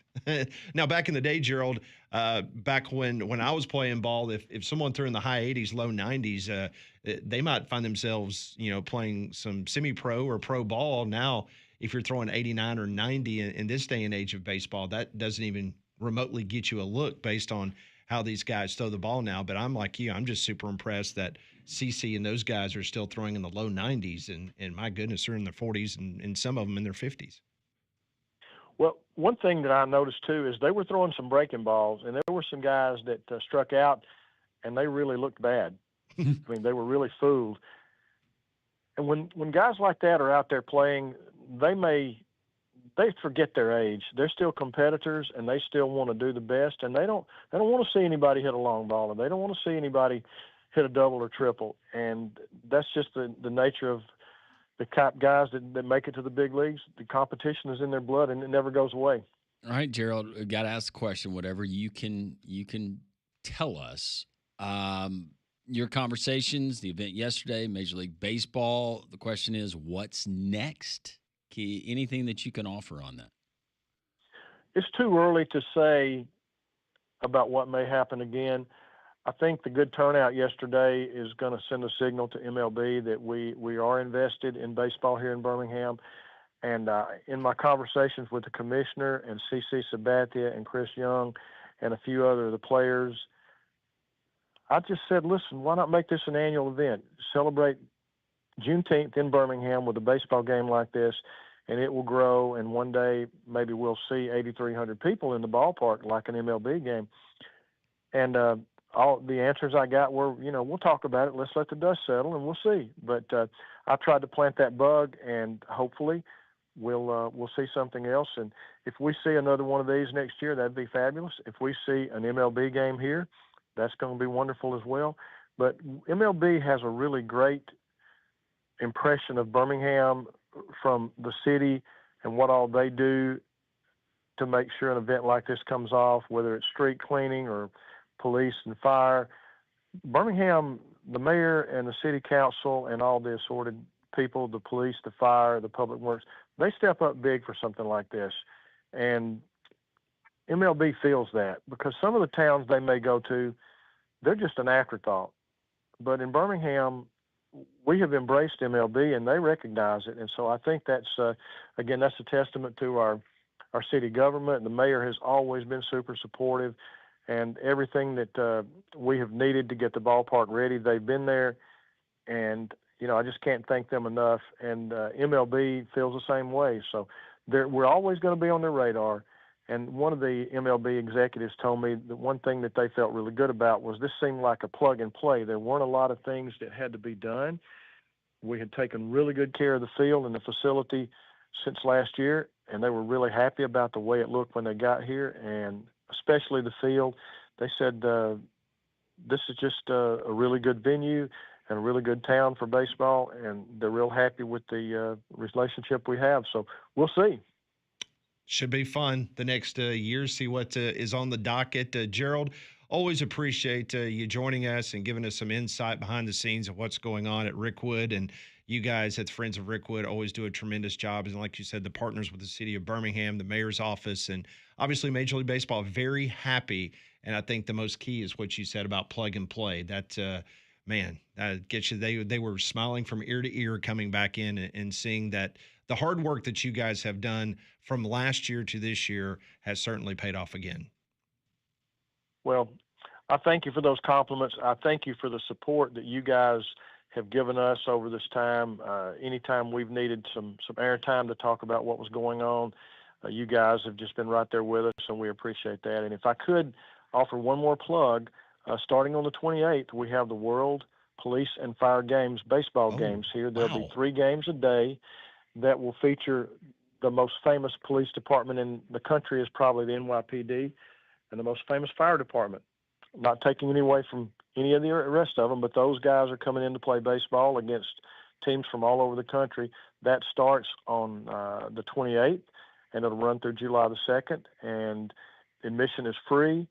So come on out and just see not only Rickwood, but see some guys who are going to be playing for a whole lot of passion and pride, and it ought to be some really good baseball. So everyone's welcome. Come on out. No, that should be great at the end of the month. And those that, if they were unable to get out because of the weather yesterday, Major League Baseball Network, they're going to show on Sunday, June the 29th, all the festivities that took place, the home run derby and the game itself that took place yesterday at Rickwood. So mark your calendars. If you did not, set your DVR.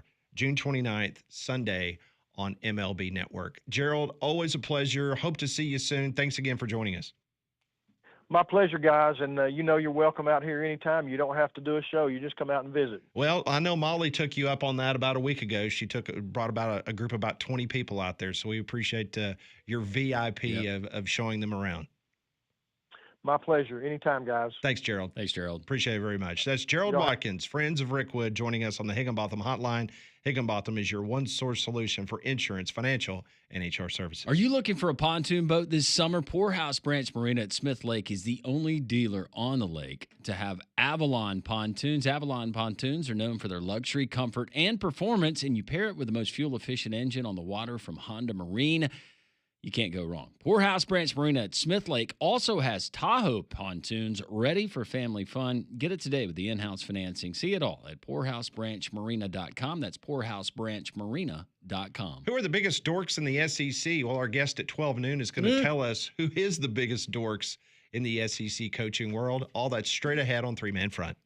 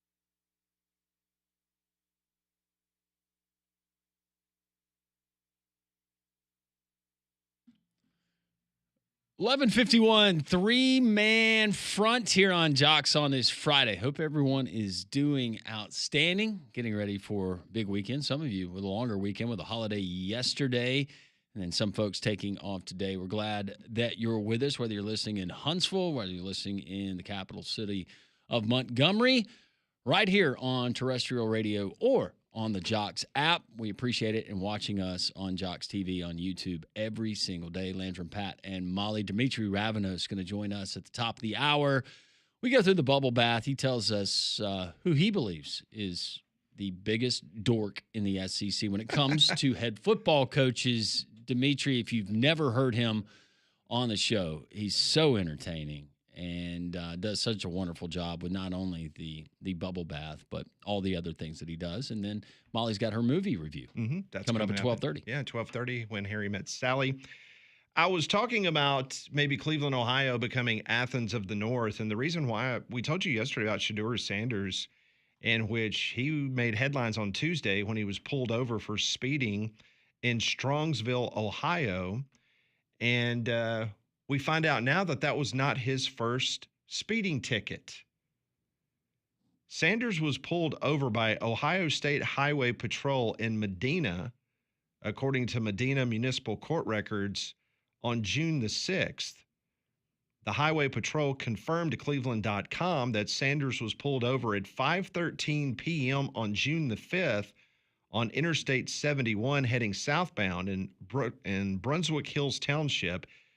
He was driving 91 miles an hour in a 65 mile per hour zone. He received a fine of $150 for speeding plus additional court costs, raising the total outstanding cost to $249, court records indicate. So he's clocked at 91 in a 65. And then earlier this week, he was clocked going 101 in a 60. He was pulled over the other night at 12:30 a.m. on Interstate 72. So now he's gotten a ticket on Interstate 71 and a ticket on Interstate 72 there in the great state of Ohio. Back-to-back major speeding tickets. How many, this would be for an insurance agent. I guess it depends on your coverage, but how many points must you rack up before they take away your driving privileges? I'm not really sure in the state of Ohio. I did see a video clip of the body camera footage of the state trooper on the 101 ticket. And Shedeur could not have been more nice. Yeah. I mean, there was no, no back and forth or whatever the case may be. But it's interesting how that one. Isn't it crazy to think, even with body cam footage, that because we see so much bad all the time, that people are actually civil and cordial. Well, it was in those one-on-one. It was amazing encounters. because in the body camera, it said that the officers said that they had clocked the car, I think, in front of him going 92 miles an hour. Which is funny. Same thing happened to me in Louisiana. And then Shedeur got popped for 101, but now we know that Shedeur has now gotten speeding tickets of him going over 90 miles an hour twice within the last couple weeks. He was at an event, I think it was last night, and somebody had asked him about it, and he just kind of he laughed about it, and he said, I've made some mistakes, and I need to learn from my mistakes. Hey, Shedeur, if that's the worst thing you do, now slow down, drive carefully, try to obey the law. But that's the worst thing he does. He's going to be fine. So June 5th, he gets popped for going 91 in a 65, pays $250. And then earlier this week, he's going 101 in a 60 mile per hour zone. Buy a car that won't go over 65. Have a governor on it. Yeah. Or just get a driver. There you go. I think he can afford it, right? Yeah, of course he can. Somebody can. Dimitri Ravenos, what head coach in SEC is the biggest dork? He breaks it down, the criteria, the explanation, next.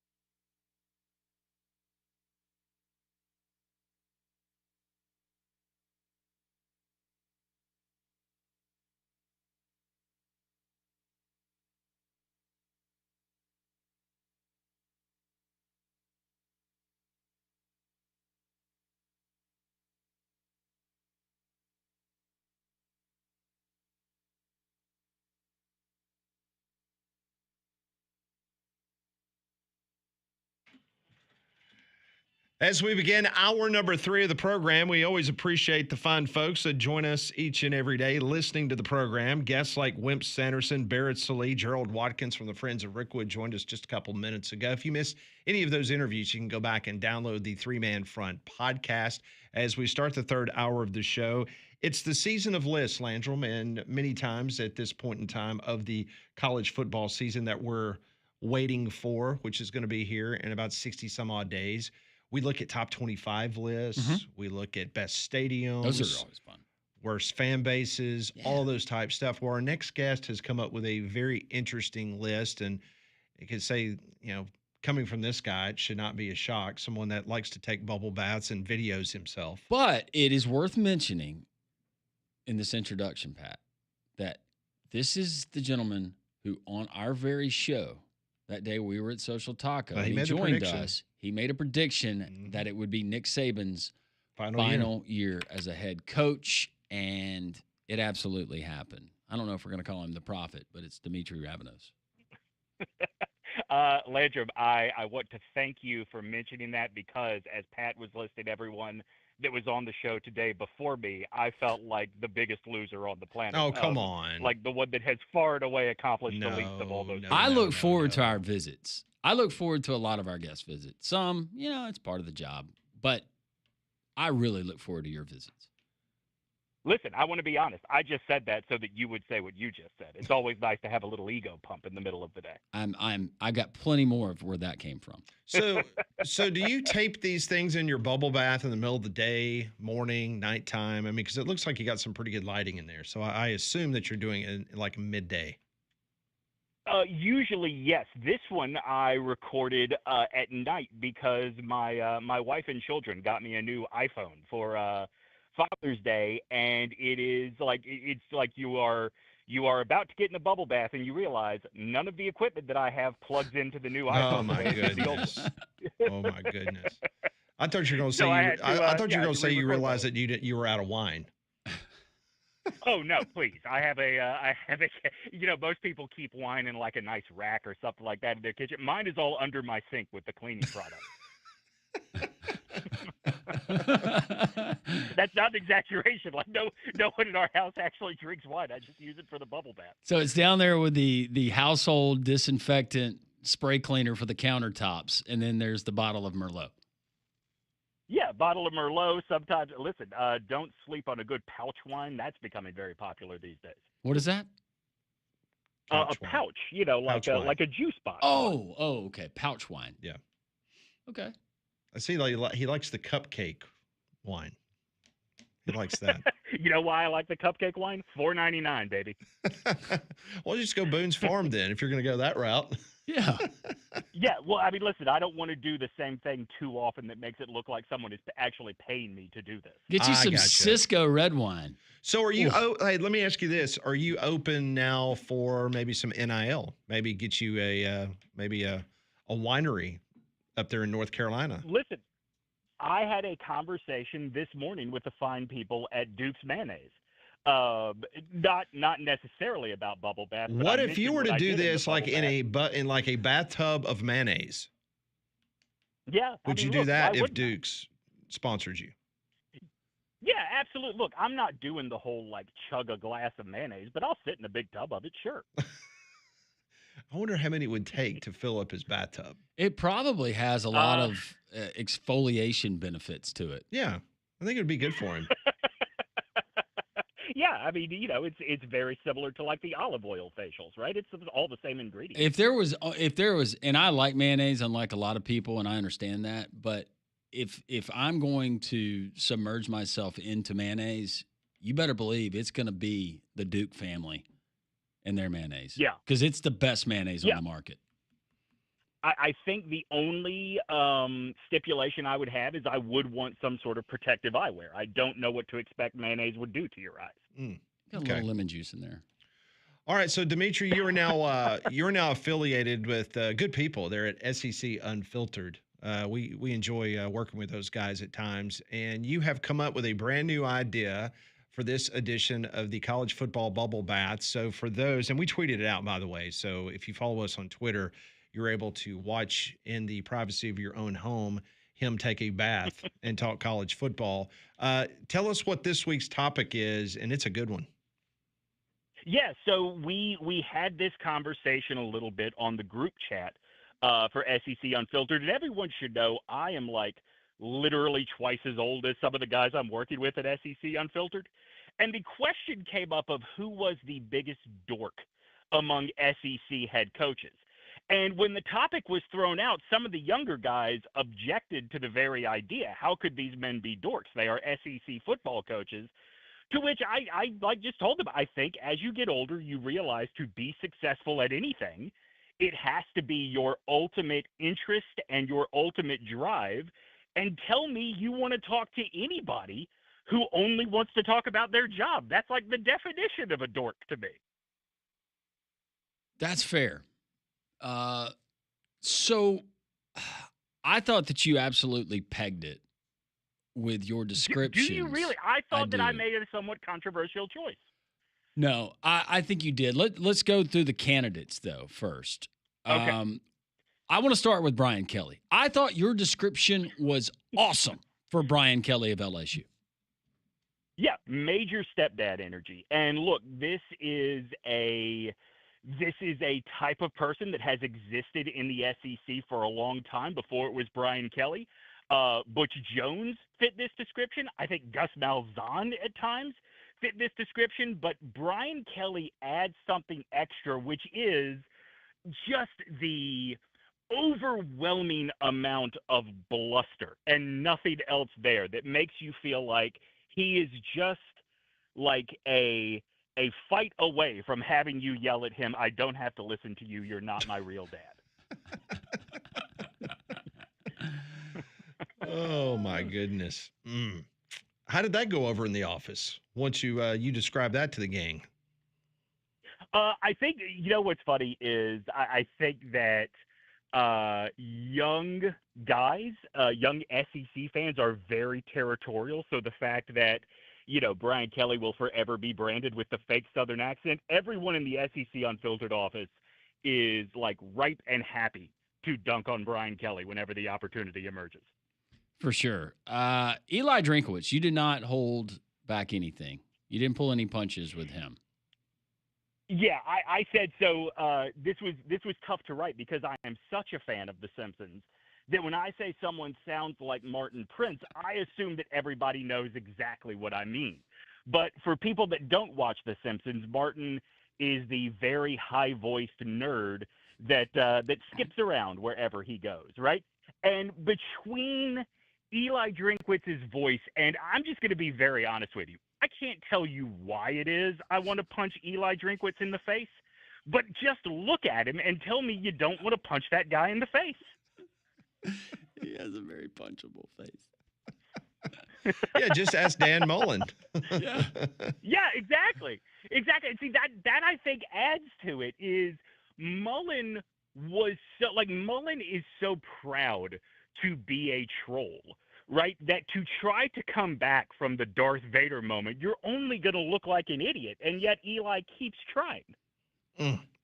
Dimitri Ravenos joins us from SEC Unfiltered, the host of College Football Bubble Bath.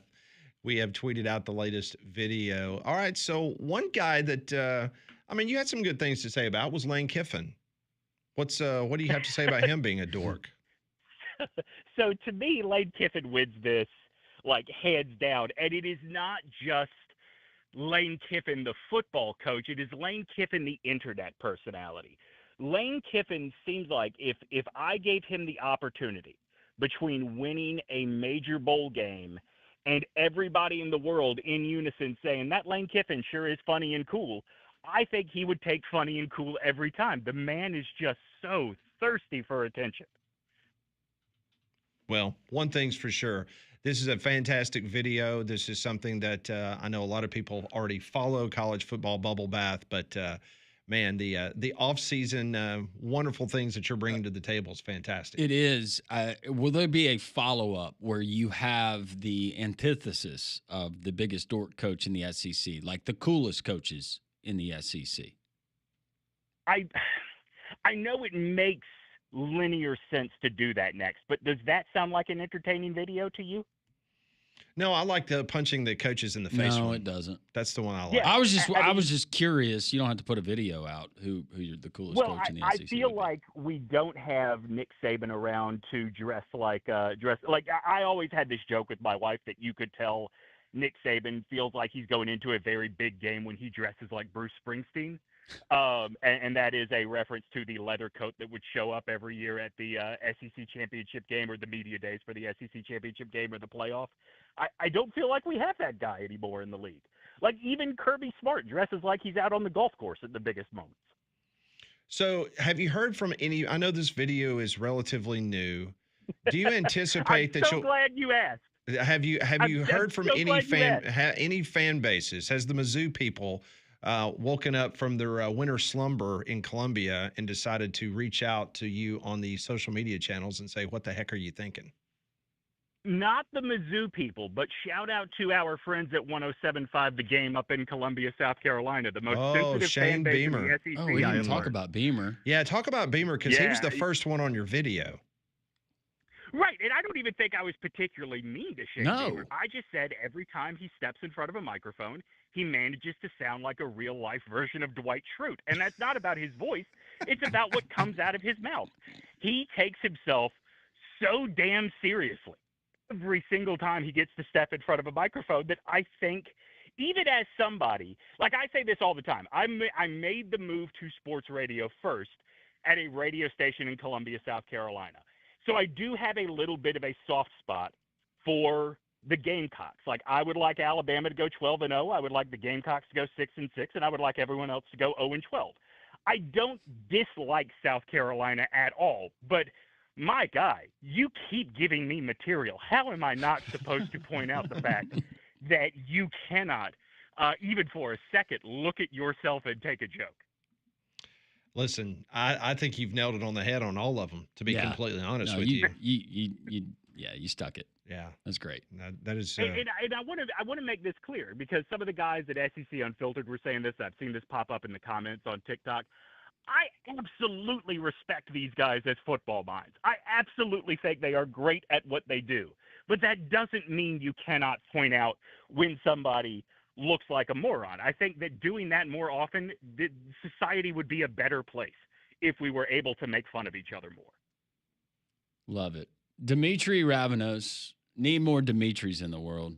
Joining us here on Three Man Front, part of the SEC Unfiltered, and you can find the college football bubble bath not only now but all season long.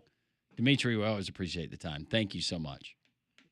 Oh, boys, I'm just thankful to fill the time for all the creeps tuning in to listen to Molly talk about that diner scene.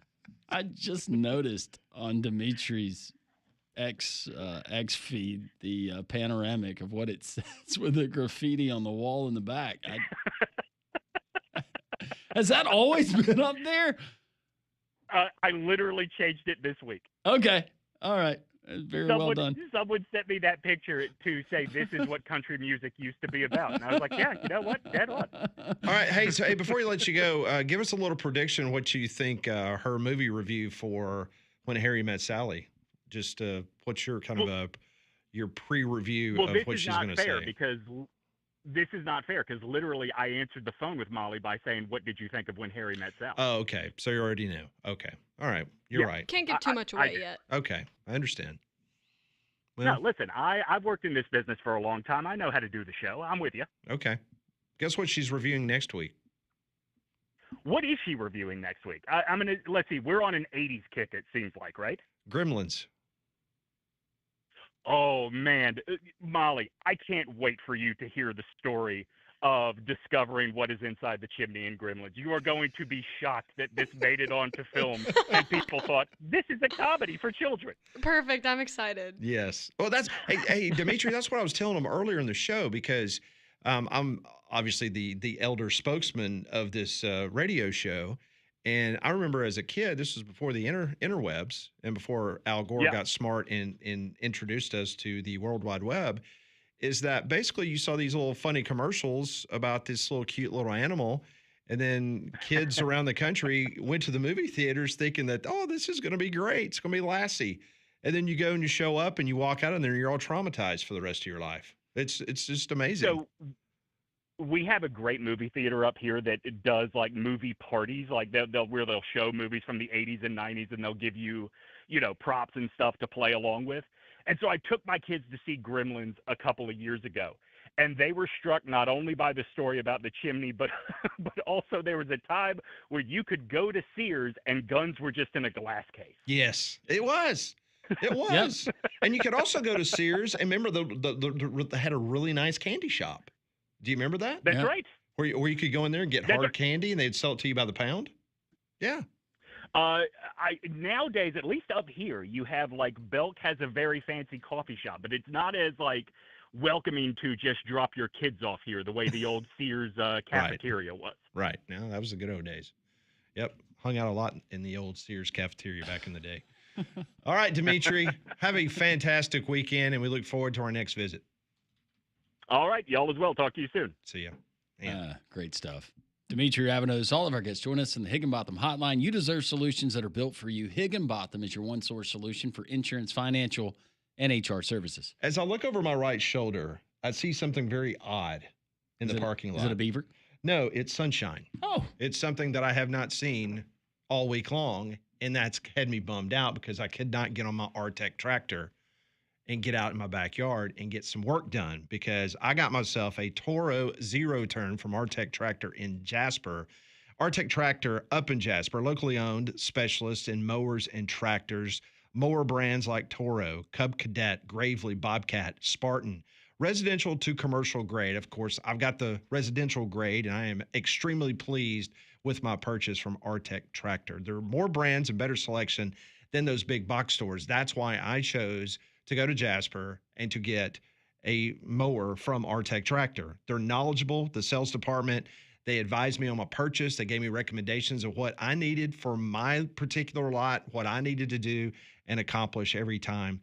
They've got tractor brands. If you've got a bigger, let's say a pasture, let's say you got a small homestead, large farm, or a hunting plot that you need to get taken care of. They've got tractor brands like Mahindra and Bobcat. The expert service department with the years of experience, I'll be getting it serviced there at R-Tech Tractor whenever there's an issue or just regular maintenance. I'm going to take it up to R-Tech Tractor in Jasper. The large selection of heavy used equipment, Jeremy, Greg, and the guys, they are going to take care of you just like they have taken care of me so far. It's just north of Jasper on Highway 5. Go to their website, rtechtractor.com. That's what I did to pick out what was going to be best suited for me, and they're going to take care of you. So go by and see Jeremy and the fine folks there at R-Tech Tractor in Jasper. Could you see two schools leaving the Big Ten? I'll explain next on Three Man Front.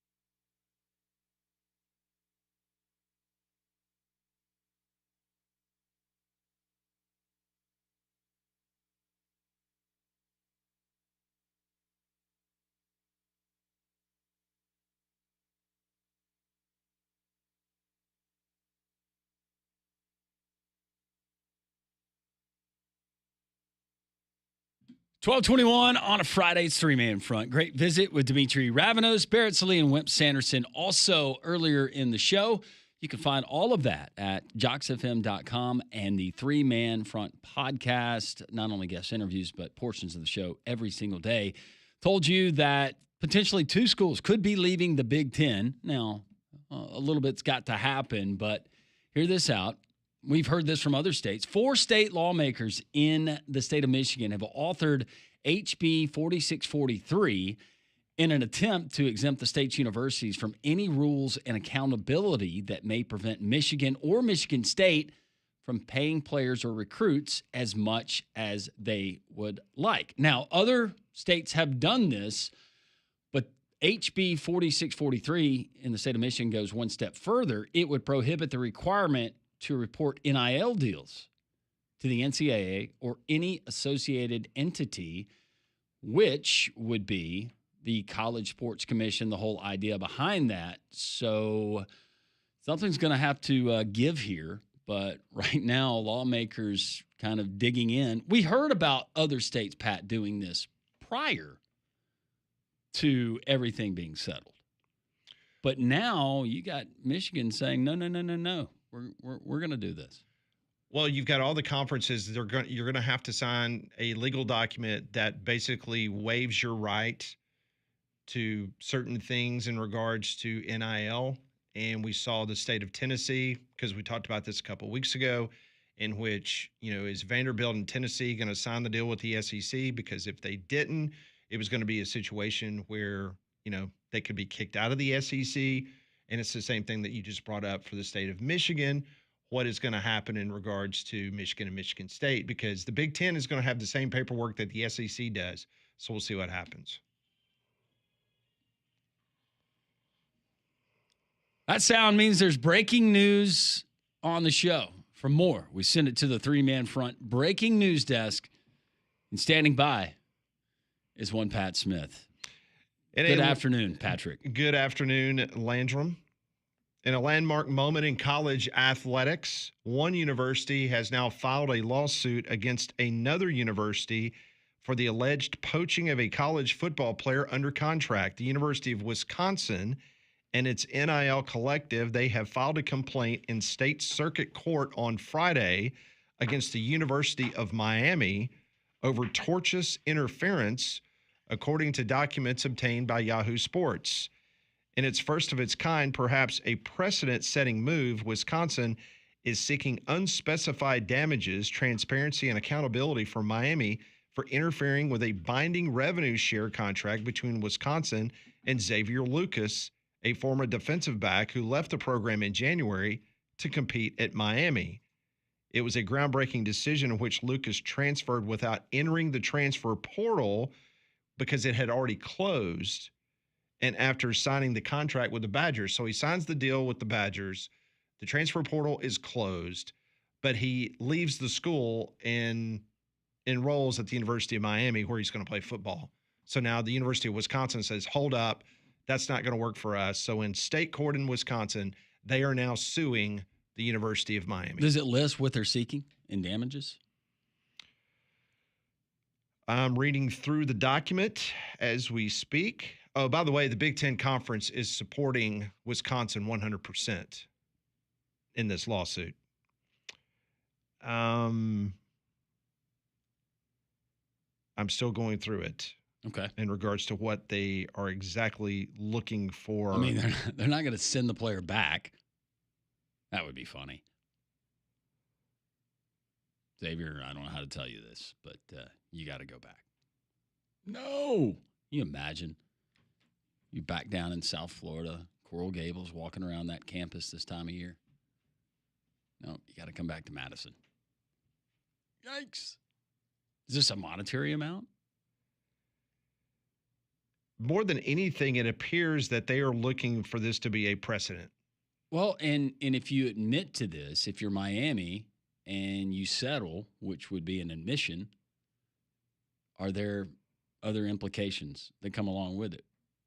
from an enforcement standpoint. Well, back in January, the NCAA released a statement saying that the NCAA rules do not prevent a student athlete from unenrolling from an institution and then enrolling in a new institution and competing immediately. But it appears that Wisconsin and the Big Ten, they are looking for a court's clarification so that if you do have a deal cut with someone from an NIL, and not to mention the fact that you're out of the transfer portal window, but you just decide, okay, I'm quitting school, I'm going to go to somewhere else because they're going to give me a better deal. I mean, that's why, in my opinion, the court does need to step up. I'm all for if you sign a piece of paper, it's a legal document, then you should be held accountable. I'm not saying that this doesn't go on at a lot of places because it does. But I wonder if this is a case of Wisconsin going, you know what? We've heard from our Big Ten partners. We've heard from other schools not associated with the Big Ten where Miami has been doing this, and it's time for somebody to call them on the rug.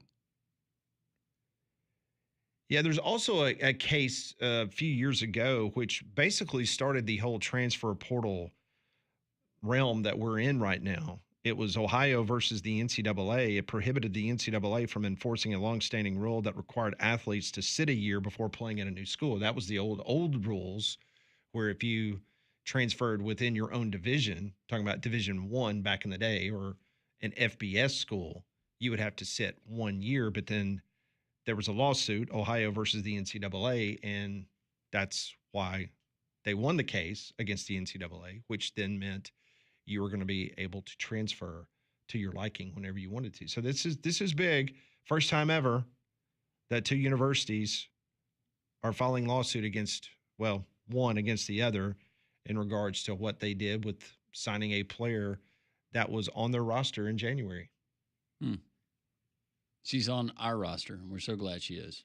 Molly Robinson reviews When Harry Met Sally. Next on Three Man Front.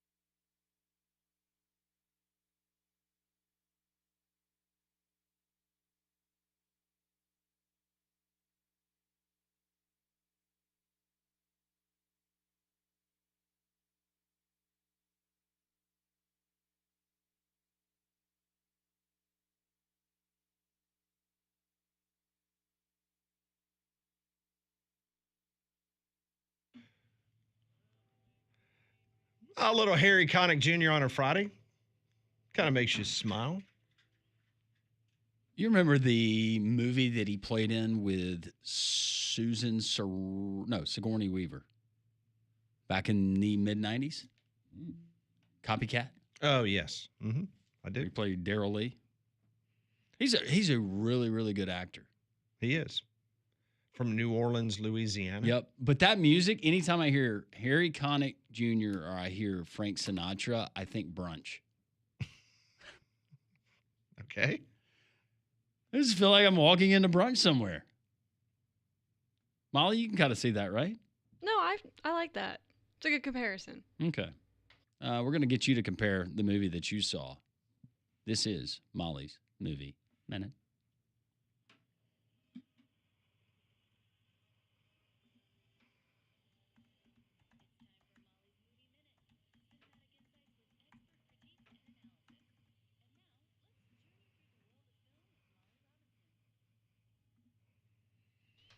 All right, Molly, you were tasked with watching When Harry Met Sally, and the reason it came up originally because you had talked about the Super Bowl commercial. Yes. And the reference that they made during the Hellman's Mayonnaise commercial.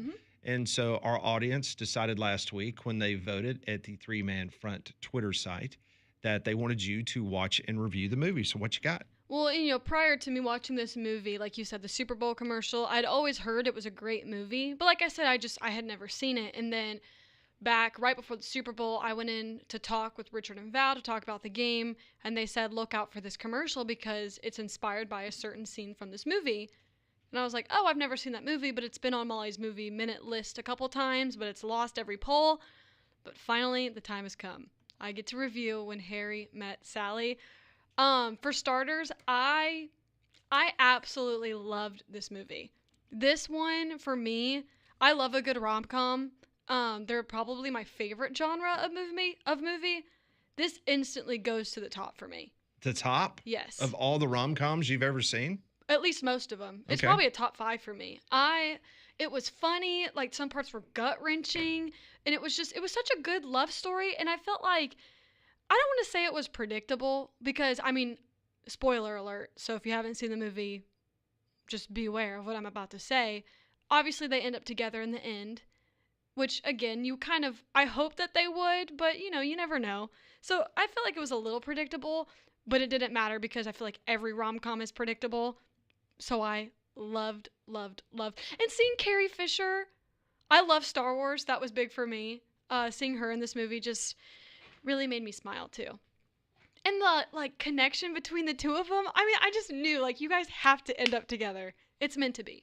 I know you're friends. Okay, you haven't seen each other in 5 years. Now you haven't seen each other in 10 years. You need to be together. And then the ending monologue when Harry's running down the streets to get to that New Year's party and he tells her all the reasons why he loves her. So good. You could tell she enjoyed it. She's selling it. Thank you. I really love this movie. So were you offended by the diner scene? No, I laughed. The old lady. That was, on my graphic that I make with the pictures and my review, and I always pick a quote. That was the quote that I picked. I haven't seen that movie in so long. Refresh me on the diner scene. No, I won't be doing that. Yeah, I remember people kind of referencing it at times, but I just don't remember it. Yeah, I'm trying to recall it as well. There's a cool thing called Google, and you can look it up. Google's out. Google's not working right now in the it's studio. down right now. Yeah, I don't know what's going on. Disappointing. Yeah, sorry about that. I'm sure it was interesting. Yeah, apparently so. They made a mayonnaise commercial out of it. Meg Ryan, great actor. Loved Meg Ryan. Everything that she was ever in. Wasn't she married to Randy Quaid? Not Randy Quaid, the other Quaid. Dennis Quaid. I have no idea. I don't know. And Harry, I recognize this. He has the same voice as Mike Wazowski in Monsters, Inc. Yeah, he was married to Meg Ryan for 10 years. Really? Mm-hmm. Dennis Quaid. Why'd they split? Not really sure. I love, too, when he's talking to his friend about getting a divorce, and they're at the Giants game, having this serious conversation. Woo! They just start doing that. Oh yeah, That was really funny. There were a lot of laughable moments in this film. I loved it.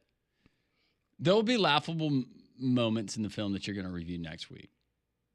Well, I'm excited. Back to Quaid. Yeah. Him and Meg Ryan did the movie DOA together. That's Okay. when they met. And then they were married and they had a son together, Jack Quaid. And then they're on the plane like 5-6 years later. Yeah, you were moving to be a gymnast, a journalist. Nah, same thing. I loved it.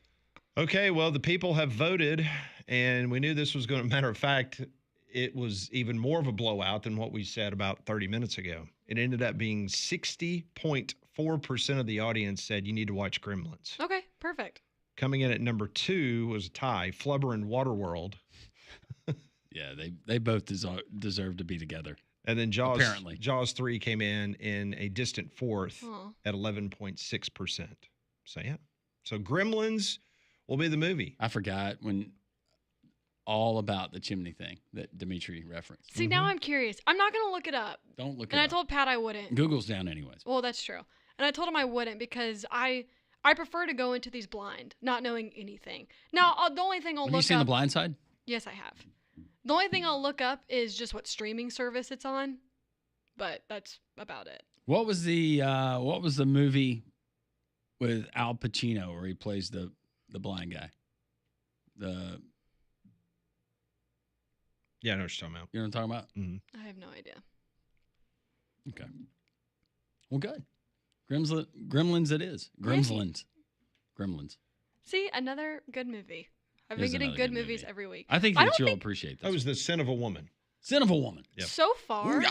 in the 2025 version of this, I haven't given any movie lower than a 4. I don't think, which is really good. That is good. That's a testament to our audience. No, it really is. So thank you to everybody. Not setting you up for failure. Well, no, and We'll have a flop. Oh yeah, I'm sure. We'll have a flop week right before college football season. But so far, they've all been great. Like, I loved Bull Durham. Office Space was hilarious. Obviously, When Harry Met Sally. I bawled my eyes out during Good Will Hunting. Well, don't we all? It was so good. All of them. Thank you, Molly. Thank you. That was fun. Well, Thanks, your everyone. chance to own that dream home at the lake, it's here Saturday, June 21st. That's this Saturday, the grand opening of the cottages at Smith Lake. Located on one of America's cleanest, most pristine lakes. If you've ever been to Smith Lake, you know it. It is absolutely beautiful and it's clean. It's the area's first and only tiny home community. 50 acres of woodlands on peaceful, quiet west side of Smith Lake, surrounded by the Bankhead National Forest. You got over 120 home sites to choose from, each with beautiful lake views. Your choice of custom cottage from 6 unique models. The Cottages at Smith is beautifully planned with amenities like gated access, boat ramp, community docks, saltwater swimming pool, lakefront picnic area, walking trails, and more. And it's all walkable and golf cart friendly. Don't miss your chance for the perfect lake cottage at the grand opening this Saturday, June 21st, presented by Joseph Carter Realty. Come out, enjoy catered food, live music, golf cart tours, and home sites. Opening day, the Cottages at Smith Lake. Reserve your spot now. 256-747-7459. That's 256-747-7459. Or go to thecottagesatsmith.com. That's thecottagesatsmith.com. 1-800-239-WJOX. The Courtesy GMC text line is open at 205-834-9450. This is Three Man Front on Jox.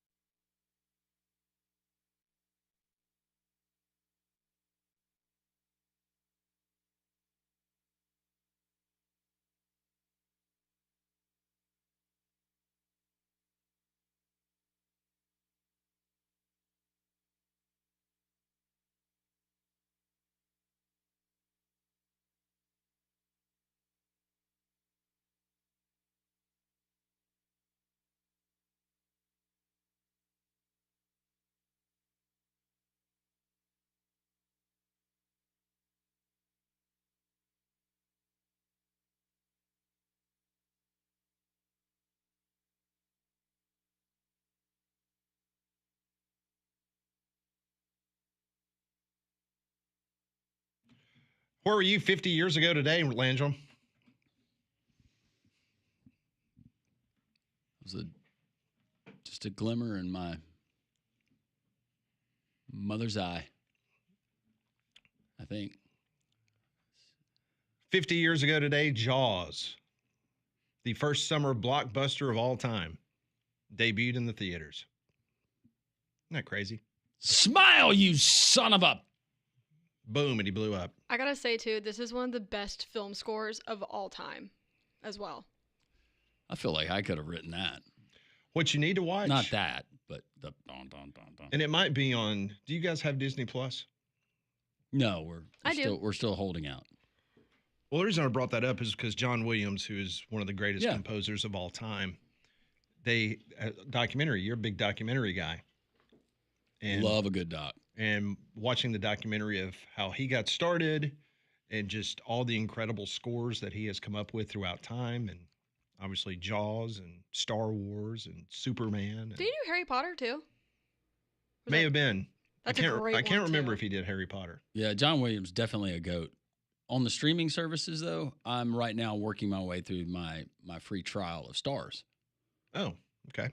Which was offered. But I've got a limit. It's kind of like hats in our house. If I acquire a hat, I got to get rid of a hat. Oh. T-shirts the same way. So if you decide to stick with Stars, you need to get rid of something else. You got to get rid of something else. But no, I'm a watchdog on it now because it got so out of control a few years ago. And realizing just how much money we were paying because, it's $9.99 here, but you start adding it up. Mm-hmm. It's like, we're not watching any of this. But maybe I'll watch Jaws this weekend.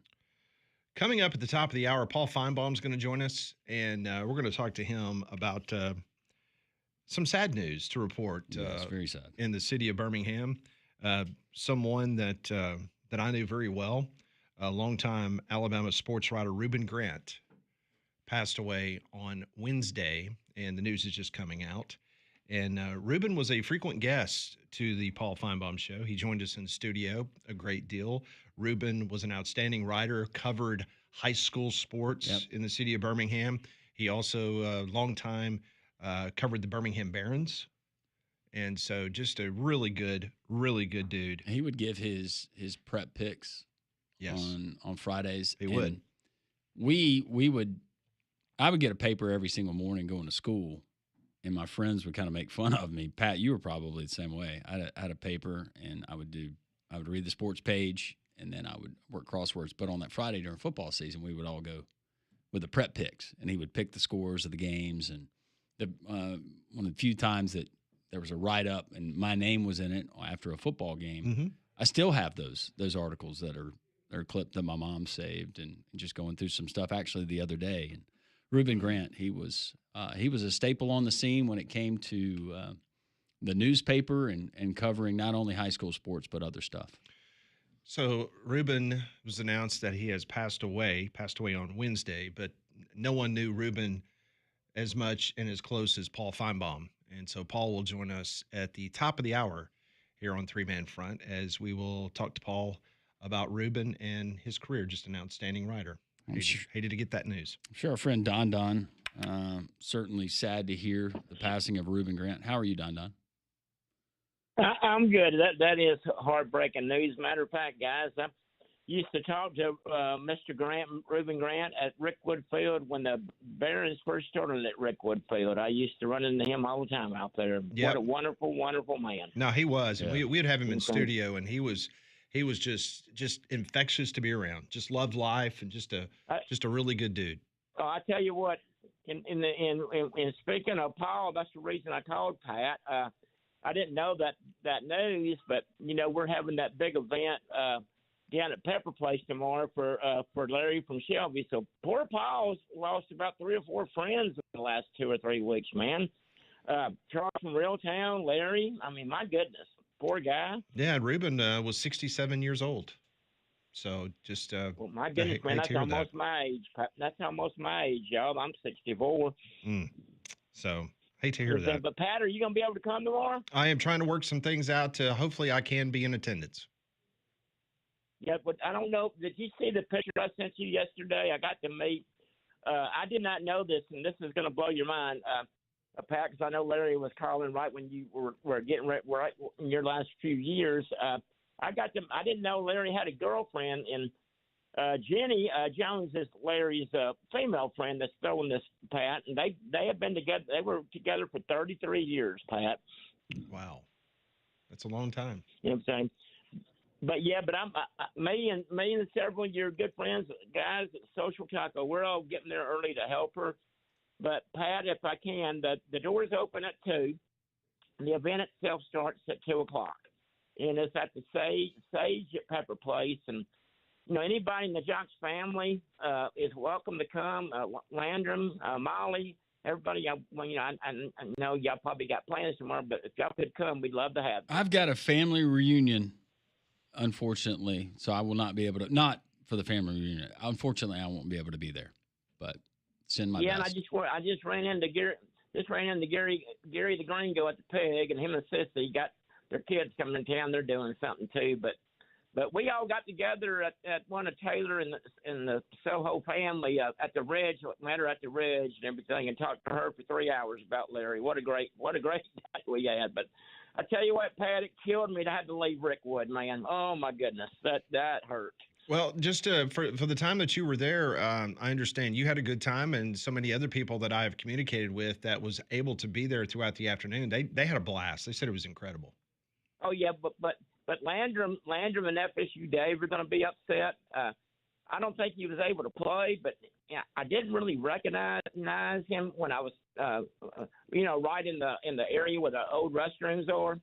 And by the way, you still have to use the floor thing. I got a kick out of that. I thought that was funny. You used to have that at Legion Field too a long time ago. But I walked by the gentleman, and I did a double take. Now that's somebody that I should know. And guess who it was? I thought about it last night. Finally figured out who it was.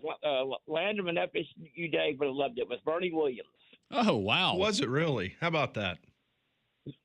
Yes, sir. But Joe DeLeonard texted me this morning, and I don't know if you know this, but Maria had somebody that she knows, the Jeverlees family. They were part of Rickwood Field in the 40s and 50s. I didn't know that. Yeah. Wow. So Joe texted me this morning and wants me and Maria to kind of write an essay about our memories at Rickwood Field. But guys, when I went in that museum, and like I texted you this morning, Pat, and it sent me chills, because my dad would take me to Rickwood Field in like 67, 68 when Reggie Jackson and all the Oakland A's players were playing there. Raleigh Fingers, Vita Blue. Yep. Oh, yeah, Blue Moon Odom. I mean, Campaneris, Bando. I mean, you name them, they played here. Oh, yeah. And that's good stuff. I actually got to see Satchel Paige pitch when I was a kid, too. Oh, that's wild.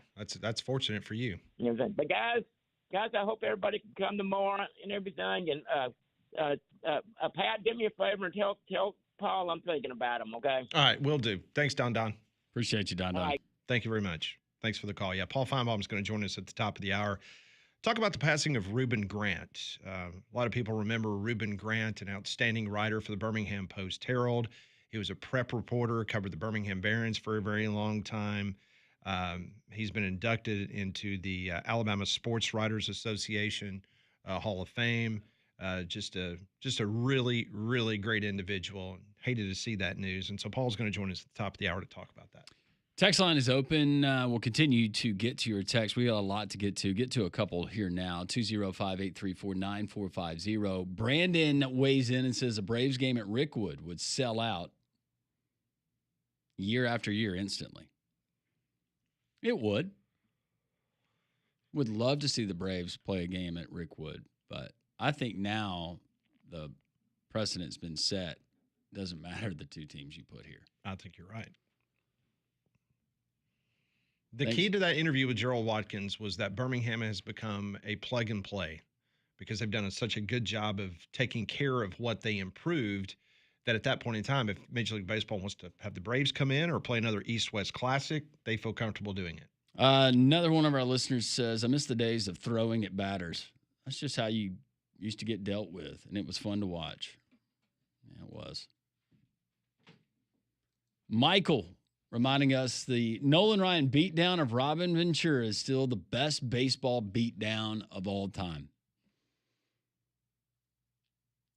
Yeah, that was, I'm a grown man, and you just bit off more than you could chew. That was an epic beatdown. We'll continue here on the Friday edition of Three Man Front. Paul Feinbaum, remembering Reuben Grant. He joins us next. Three Man Front here on Jox, JoxFM.com, the Jox app, and wherever you find people stream.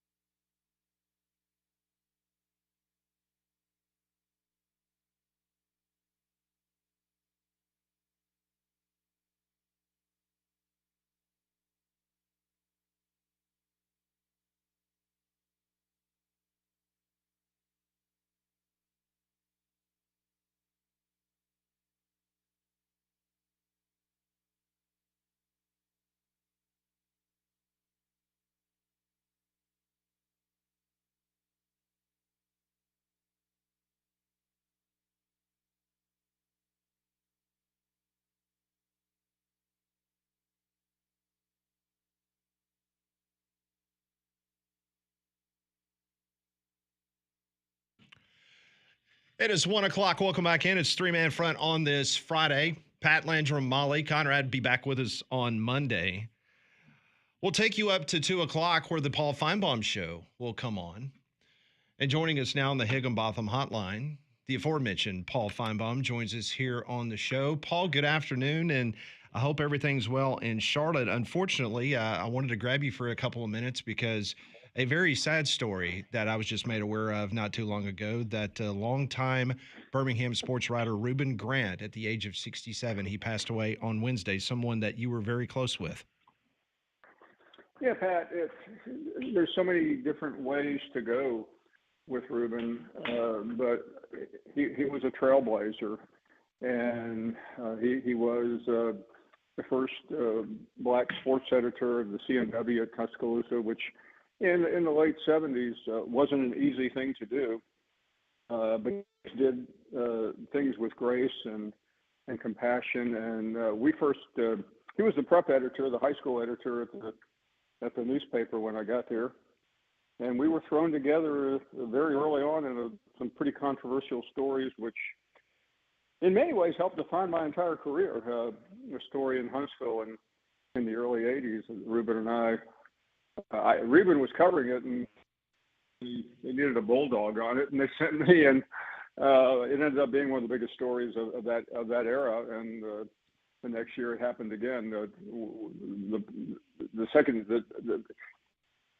round, it was the second year in a row, Pat, that the number one player in the state commits to UAB and then switched to Alabama. Surprise, surprise. And Reuben and I investigated the reasons for it, which today would not be a big deal, but back in the early 80s were national news. Paul, I was telling Pat that I can remember just growing up here in Birmingham and playing high school football, and it was the prep picks, and Reuben would give his picks and predict the outcomes of different games around the area, and got to know him that way. And every time that I had an encounter with him, met him, he could not have been more of a gentleman. For me and for others who knew him from the newspaper side and reading his work, what can you share about us that a lot of people didn't know about Reuben Grant? He was deeply religious and eventually became a minister. Probably about 6 months after I got to the newspaper, Landrum, Reuben's mother passed away in Montgomery. And we went down to the funeral. It was in an old church. And the next thing you know, I'm kind of halfway paying attention. There's a man up there giving a eulogy with fire and brimstone. I mean, the kind of things you see in a movie. Raising his voice. Just in an extraordinary way. And I realized that was Reuben. This guy never said a word to anybody. And the next thing you know, he's pounding the pulpit. And the whole church is up as only an old church can be, and it was one of the most extraordinary things. And we later had many conversations about his faith, and he did that as well as cover sports, which I would like to tell you that it was essential because we got paid so little, and I will tell you that it was essential to have a second job. Paul Feinbaum joins us as we're remembering longtime sports writer Reuben Grant, who passed away earlier this week. So, Paul, I want to take you back to the early 80s. You just mentioned it a couple of minutes ago. You and Bill Lumpkin and Reuben Grant, you guys made national headlines, which you guys reported on up in Huntsville. And obviously, you're new to the Birmingham area just a couple years after coming from Shreveport, Louisiana. Just kind of take us back to you and Reuben kind of hanging out, and all of a sudden you're thrown into the fire pit with this big story with Reuben Grant up in Huntsville. Well, they sent me up there, Pat. It was already now late April, almost early May, and this player, Bobby Lee Hurt, who was 6'9", the number one player in the state. I believe it was the same year Barkley came out, and in Ennis Watley, if you remember, and he simply had not committed, and the school announced that they were done. They were no longer participating in the recruitment. And by the way, for you high school basketball aficionados, the coach at Butler High School in 1981 was Jack Goss. How about that? I don't have no idea how many state championships the guy won in his career. I saw him a couple of years ago, and I knew he retired. And I would later run into Jack again at another school. Actually, let me correct myself. I don't think it was Jack Goss. He may have been at another school, and then he came to Hayes High School in Birmingham, if I remember. He was Buck Johnson's coach, wasn't he? Yes. But ultimately, he may have been that high school, but we ended up meeting Ruben. Ruben and I met Bobby Laherd at 3:30 in the morning off a country road because he was scared to death. And finally, on the day that he announced, which when it was the next day, there were 9 head basketball coaches in the parking lot from Alabama, Auburn, UAB, Hawaii. Lefty Driesell was there, the legendary coach who we woke up Lefty at 4:00 in the morning to tell him that Bobby Lee had told us that he was going to Maryland. He committed to about 9 different schools, and of course he announced he was going to Alabama. And as I was walking out, I said to the principal, I said, I guess that's a big surprise to you. And the guy grabbed me by the collar, and then he ended up suing me because we wrote a story about how he had given Bobby Lee. Ready for this in the current NIL world, Pat? Bobby Lee threatened to go to another high school. There was a clause there for minority students could transfer. So Butler High School decided to pay him out of money from the Coke machines. We're talking about quarters and dimes. And they also skimmed off the gate receipts, which, by the way, was against state law. So I mean, all in all, he may have picked up about $3,000 or $4,000 to stay at that high school. And then, obviously, I'll let Wimp Sanderson respond. But a booster there was paying him to go to Alabama. And Bobby Lee told me at this 3:30 a.m. meeting that Wimp got down on his knees and begged him and pleaded with him in the locker room at Butler High School. You have to come to Alabama. I'll do anything. I swear. I'll lose my job if you don't get the if you don't commit. And all of this, of course, was in the story. Paul Feinbaum joins us as we remember Ruben Grant. Of course, I remember Ruben much later as we launched our radio show in the early 90s. And, of course, the Feinbaum Radio Network. And Ruben was a frequent guest in our studio. And I remember a couple of times I was telling Landrum during a commercial break that, he would use some of that pastoral background in regards to getting fired up, because there were multiple times that I remember we would let the callers, whatever the subject may be, and Ruben was very, very quick to try to set the record straight when people started calling in. And he was fire and brimstone as a radio guest as well. No, I think Ruben, frankly, missed his moment. He should have been a sports talk show host, and he would have been great. And by the way, a lot better than some of the people that were on during that era, Pat. Yes. But it was just an incredible guy, and listen. Any of us of that age, you're too young to even think about stuff like this. You do start reflecting and thinking about the early part of your career. And as I've been making this move back to Birmingham, going through memorabilia, I've seen his name quite a bit, and quite often on awards that I won in the '80s that somehow seem rather trite, but were a big part of. I mean, you've known me a long time. I am shocked every once in a while now when somebody walks up to me and says, "Hey, I remember reading your article." I'm like going, "Man, you must really be old." Well, Ruben was honored by the Alabama Sports Hall of Fame with the Mel Allen Media Award back in 2021. He covered the Barons for a long time, as you mentioned. He was an outstanding prep reporter as well, and he worked for the Over the Mountain Journal towards the back end of his career. Well, Paul, one thing's for sure, as we are getting older, and whether it's some of the what you and I used to call the original Apollo astronauts on the radio show, whether it was some of the best all-time callers of the Feinbaum show, we're losing too many of them, and we're losing too many good people like Ruben Grant. Yeah, no, we really are. The last time I saw him was about 2 or 3 years ago, Pat, at Bill Lumpkin's funeral, who was my boss and Ruben's boss, and I know a lot of young people get tired when the old crowd starts waxing poetic, but it was such a different time. High school football, high school basketball, while it's important now, it was a lot purer back then. Pat, and guys like Ruben. In fact, Ron Ingram, who was also he did the same job at the Birmingham News. He was the one that called me late yesterday to tell me, and it's just.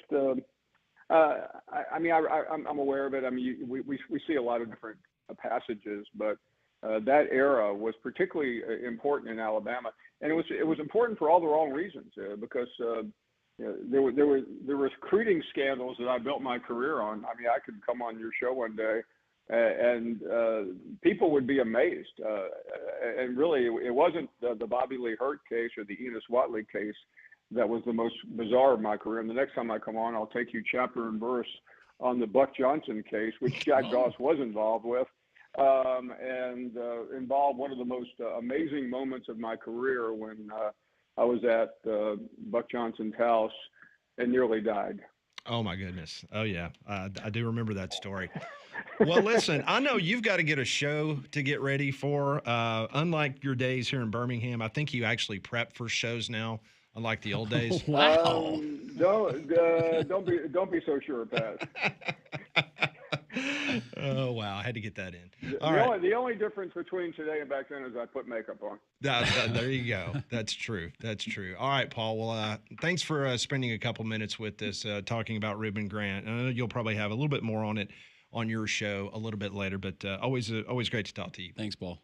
Thank you, guys. Thanks. Look forward to seeing you soon. Thanks, Paul. Likewise. Paul Feinbaum joining us on the Higginbotham Hotline. Higginbotham is your one-source solution for insurance, financial, and HR services. More three-man front on Jox.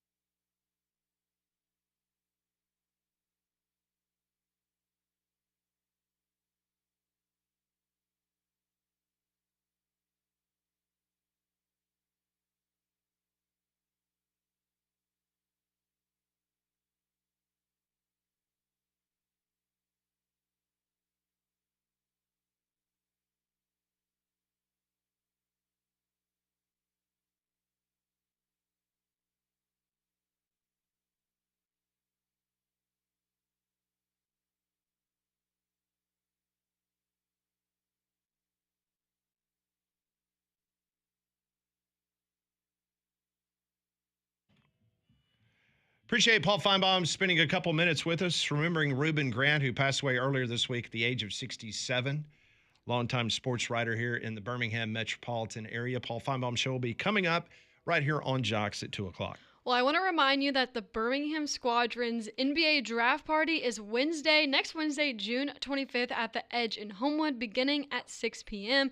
You get to meet and greet with the head coach, TJ Saint. There's going to be food and drink specials as well at the Edge Tenants, arcade card specials. I know Landrum's excited about this. There's going to be a golf simulator with the chance to win premium season tickets, plus free giveaways, new merch selections, and so much more. So come by, like I said, next Wednesday, the Edge in Homewood, and plus, you get to meet us, and who doesn't want to do that? So that's the Edge in Homewood for the NBA Squadron's draft party. You're supposed to sell it, Molly. Say, meet me. Me and Landrum and Pat and Conrad. No, you leave that part out. No, it's not just a me. It's everybody. We're a team here. We'll be the supporting cast. Yes. There is me and team. There is me and team. Yeah, that's true. Mm-hmm. Very true. We told you earlier that the University of Wisconsin, they are suing the University of Miami over a football player. That's kind of breaking news the last hour or so. Landrum told you about a House bill in the state of Michigan in which it could lead to Michigan and Michigan State potentially leaving the Big Ten. We're not holding our breath on that. But, yeah, there's some interesting legislation being thrown out and about in regards to NIL. Meanwhile, as we put a bow on what took place in Asheville, North Carolina earlier this week, we told you about there was a college football playoff impasse between the different conferences. Well, now, guess what else they're bitching about? Executive this week, they have re-examined making week 0 a permanent playing date for college football teams. I don't know if you knew this, but it's optional, and you have to submit a request to the NCAA for you to play on week 0. That's just not something like you can just do just because, hey, I think it'll be fun. Let's play on week 0. Like, you have to go through the necessary paperwork. So anyway, FBS leaders, they held more conversations in Asheville on the concept of making week 0 a permanent playing date moving forward. Now, there's growing support for the move, but there's been no formal proposal or has been introduced. It's just conversations. Some do support shifting the season opening week from Labor Day weekend to even a week before Labor Day. However, such a move creates an additional bye week for teams that chooses to play on what would now be the week 1. SEC Commissioner Greg Sankey, he told Yahoo Sports, quoting now, "My view is we should have a consistent start date. The adage is teams make their most substantial improvement between weeks 1 and 2. I think we should have a consistent start date. Labor Day weekend has been a good start date for college football," end of quote. So basically, in a nutshell, the SEC is not in favor of an earlier start time for college football. For now, schools wanting to play in week 0, they must be granted a waiver by the NCAA's governance committee. I was unaware of that. I didn't know that either. I did not know I that. didn't know. As a fan, I like the week 0. I love the week 0. It gives Earlier the you- better. I like it too. Gives you a little teaser because that first weekend, and selfishly, we're busy. We've got our games and broadcasts that we're doing. It's a lot. I like to be able to have at least that week before we get cranked up where we can watch some college football games, kind of wade into the water. Now, it's interesting because everything that I just mentioned is not the case for the FCS. The FCS can play whenever they want to. But they also discussed that the FCS is now looking to begin playing, like all across FCS, on week 0. And they're also looking to grant a 12th regular season game to the FCS.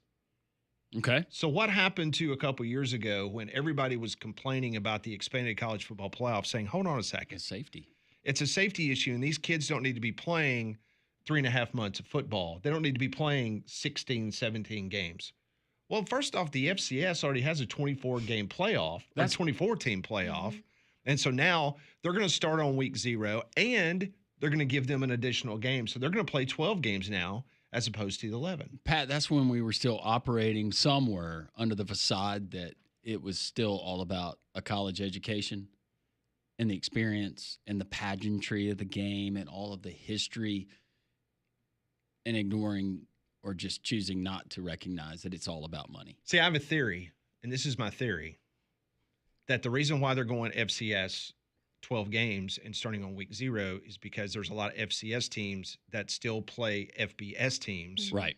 And so if you get on somewhat the same calendar, then those dates of potential games are going to line up, better than it would be if you're playing only 11 games and you're starting at a different time. So you're telling me we're not getting a 9th conference game?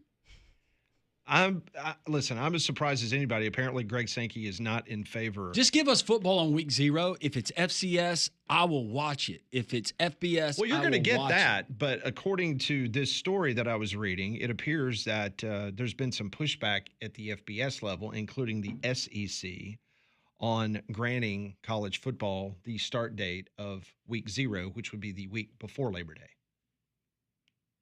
See, I'm all for it because that would give you 2 full weeks before the NFL, as opposed to just the one. If we come in here one day and everybody's agreeing on everything, get ready, batten down the hatches, and make sure that you're right. Well, I was reading a story. One of our commercial breaks is saying that that Brett Yormark has been behind the scenes, kind of the one that's been creating this wedge between the SEC and the Big Ten in regards to, because they were all on the same page, remember? Mm-hmm. And then all of a sudden, Greg Sankey goes to Destin. He leaves Destin, and now there seems to be some rub between the Big Ten Conference and the SEC on how they want to move forward with the college football playoff. And Brett Yormark supposedly has been the evil genius behind the scenes going, yeah. Just like a politician. Mm-hmm. Yeah, don't look over here. Distract you with all this. Yep. I thought I was going to like Brett. That's just a theory, though, that he's causing all this trouble, right? Yes. But that theory is coming out of Big 12 country. I mean, I'll read you the headline. The Big 12 avoids the Big 10 mousetrap. Yormark is playing 4D chess. Okay. All is right in college football. We don't need a czar. We don't need one person in charge. Let's just have a committee. It's worked out so well. Hasn't it? Schools suing each other now. Diego Pavia is going to play till he's 75. I mean, it doesn't matter. Yeah, we thought it stopped at schools suing their own conference. No. No. It's never ending. Everybody sues everybody. No. This is just the tip of the iceberg. It's become trendy to file a lawsuit in college athletics. Well, there's a couple. Everybody's doing it. Well, there's a couple things in life that are undefeated. Yep. And one thing is we can say that billable hours is undefeated. That's right.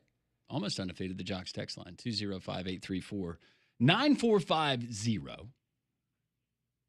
A lot of different things that are coming in responses. Someone asking, we were talking about leather earlier in reference to Olivia Newton-John in Greece. Mm-hmm. Asked you if you had any leather clothing, and you said you had chaps. And Mike wants to know, did you get your chaps from P-Town? I bet you could find some there. I have not been to P-Town. Conrad has. Nor have He's I. been to a couple parades. Mm-hmm. But no, I have not visited. Don't plan on it either. Going back to Coach Wimp Sanderson, his story about Olivia Newton-John, Mike says, man, Wimp is lucky. I had the biggest crush on Olivia back in my younger days. You and so many others. Good stuff coming in. Ryan, thank you. He sends in the Simpsons graphic, going back to Dimitri Ravanos. If you missed that, that was outstanding as well. Dimitri went through 4 biggest dork head coaches in the SEC. Wants to punch Eli Drinkwitz in the face. Yeah, and the Simpsons reference is to Eli Drinkwitz and what he said about him.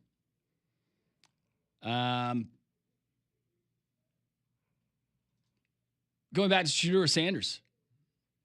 2 speeding tickets. Keller says, if I was driving through Ohio, I'd be ripping triple digits just to try to get out of that state. Can't blame Shedeur for it. That's a good line. It's good. That's good. Our friend Howie Thinking about you, man. Praying for you. Hopefully things get better. Jake asking Braves question.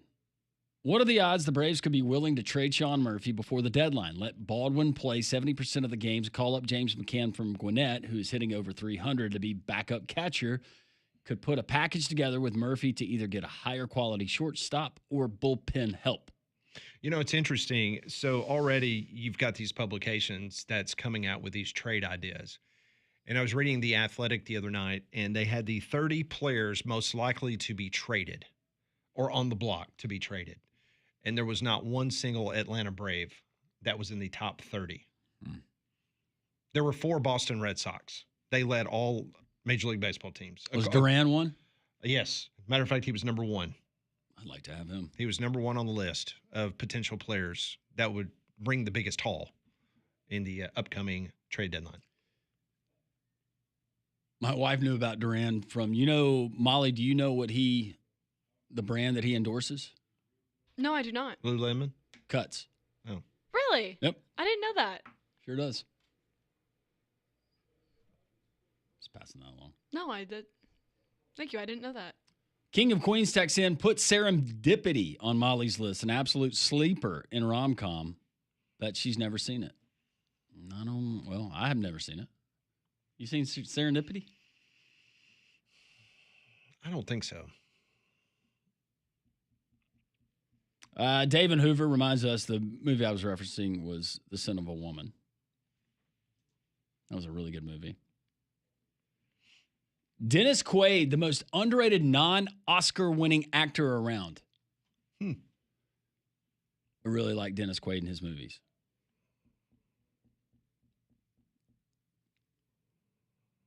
JJ says, happy Friday, y'all. When Harry Met Sally... Have you seen Sleepless in Seattle yet? I just had to... Isn't that Meg Ryan too? Yes. With Tom Hanks? Mm-hmm. Yeah. Haven't seen it though.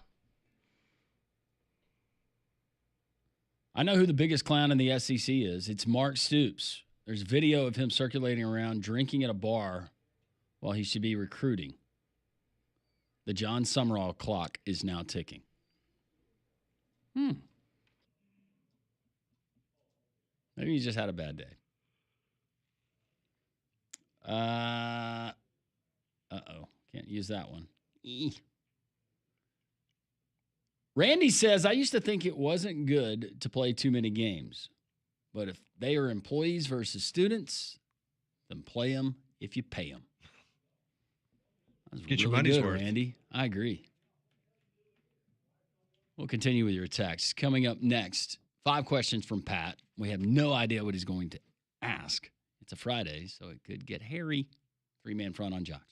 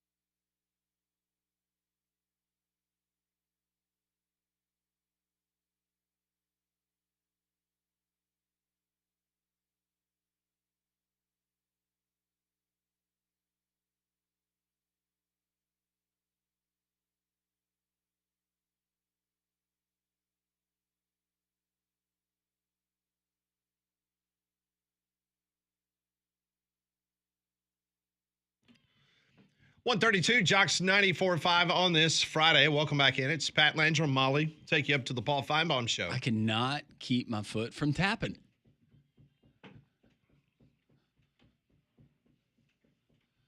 Molly knows all the words, all the choreography, doesn't turn her microphone on. That'd be great. I told you I love this movie. That's premium content. Grease is one of my all-time favorite All right, movies. keep going. But keep your mic on. I don't And say stuff. I'm okay. Okay. It's not like she's ever performed in front of thousands of people before. Never. It's just, just makes no sense. But that's what we call liquid courage, Pat. Before she'd bring her flask to the arena or the field. Before every Nebraska football game? Before she got out there in front of 85,000 people? No, I couldn't do that, but I'm sure a lot of fans had to do that. You're probably right. I'll do the routine. Just give me, where's my pom-poms? Where's my pom-poms? Where do I stand? Where do I stand?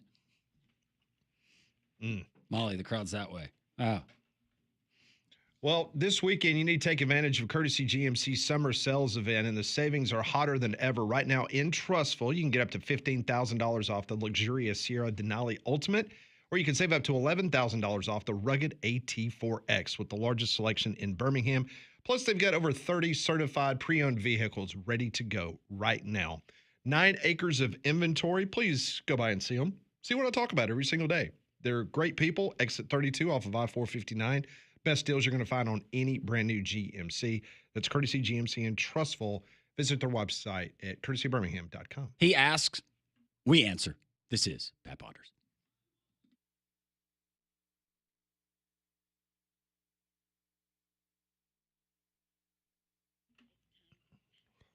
Brought to you by the aforementioned Courtesy GMC and Trustful. Josh Gargis, Drew Lally, Tommy Rowan, all the great people that work there at Courtesy GMC. They're ready to help you. They helped me a couple weeks ago on the service center. I was able to get an oil change, get some brand new tires there at Courtesy GMC. So take advantage of them today or this weekend. All right, question number 1. So who ultimately wins the tug of war? The Big Ten automatic qualifiers or the SEC's 5-11 format?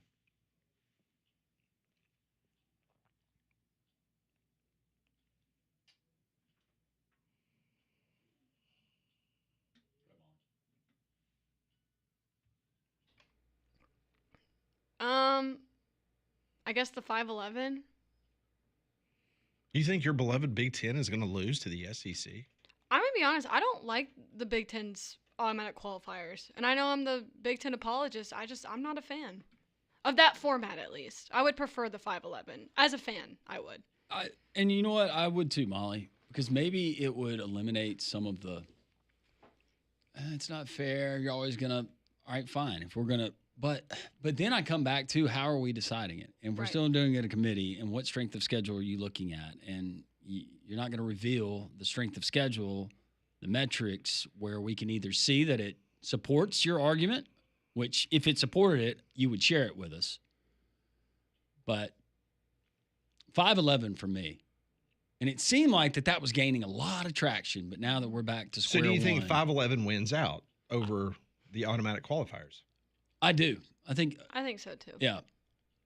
But I think a big part of that was that coming out of SEC meetings and hearing where I thought that it was going to be staunch SEC, get us the 4 AQs, and then, 5-11, that's good with us. And ultimately, that's going to win the day because the SEC and the Big Ten, they're still calling the shots.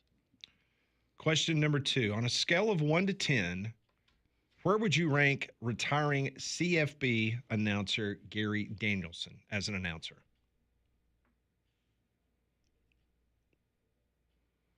This is like his personal. This isn't like 1 through 10 of all time announcers, right? No, when you watch Gary Danielson. I just want to make sure I understood the question. Yeah, on a scale of 1 to 10, where would you put him on your personal college football announcer scale?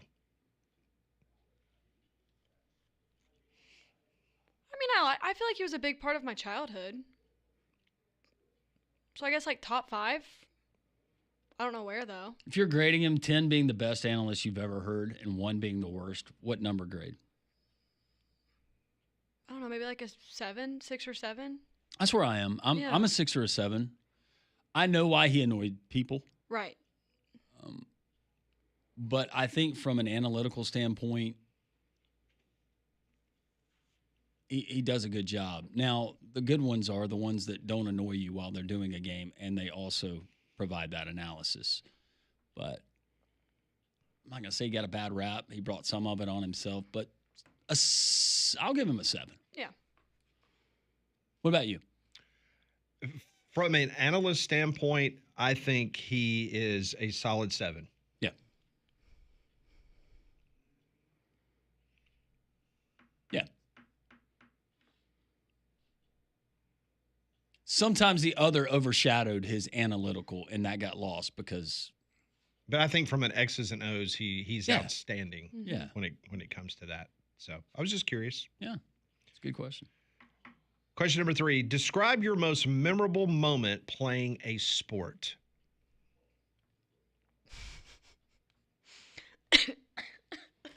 She's all choked up. Sorry. I just started laughing. I used to play soccer when I was a kid. And I know I grew up a dancer. I'm not very coordinated, though. Like, in terms of dance moves, I am, but everything else I'm not. I'm extremely clumsy. And I was not good at soccer at all. The only reason why I played was because all of my friends played, and it was more of like a social thing for me. And my, I guess, youth league team, whatever, we were really good. And I was usually put in goalie because the other team really rarely ever got past our defense because the rest of our team was so good. I was kind of like the odd one out. I have such a vivid memory of me being in the goal during one of the games and practicing my ballet and my tap moves that I had learned that week at dance class. While you were standing in the goal. While I'm like standing in Hey, as goalie and there's a game going on. That's better than most. We see videos all the time. Kids picking his nose. No, I wasn't. It's doing better that. than that. It's better than the little boy in right field that decides he's gonna tinkle. No, I never did that. But my dad was the assistant coach of that soccer team, and he's just yelling. That's my girl. Do we have any videos of that? I don't think this was. Oh, there's definitely video I given may the be time somewhere. frame. That's not even camcorder. That's like. Because this was That's probably. like the small palm. That's a held. small palm. Yeah. I'm sure this was probably like 08, 09, maybe like 2010, somewhere in that range. He's gonna text the show. He's gonna be like, "Oh, I got my iPhone video right here. There's Molly." At first, Does that surprise you at all? No. I was not into it, and I never once scored a goal. I rarely ever Was got soccer to touch the only ball. thing that you played, like sport-wise?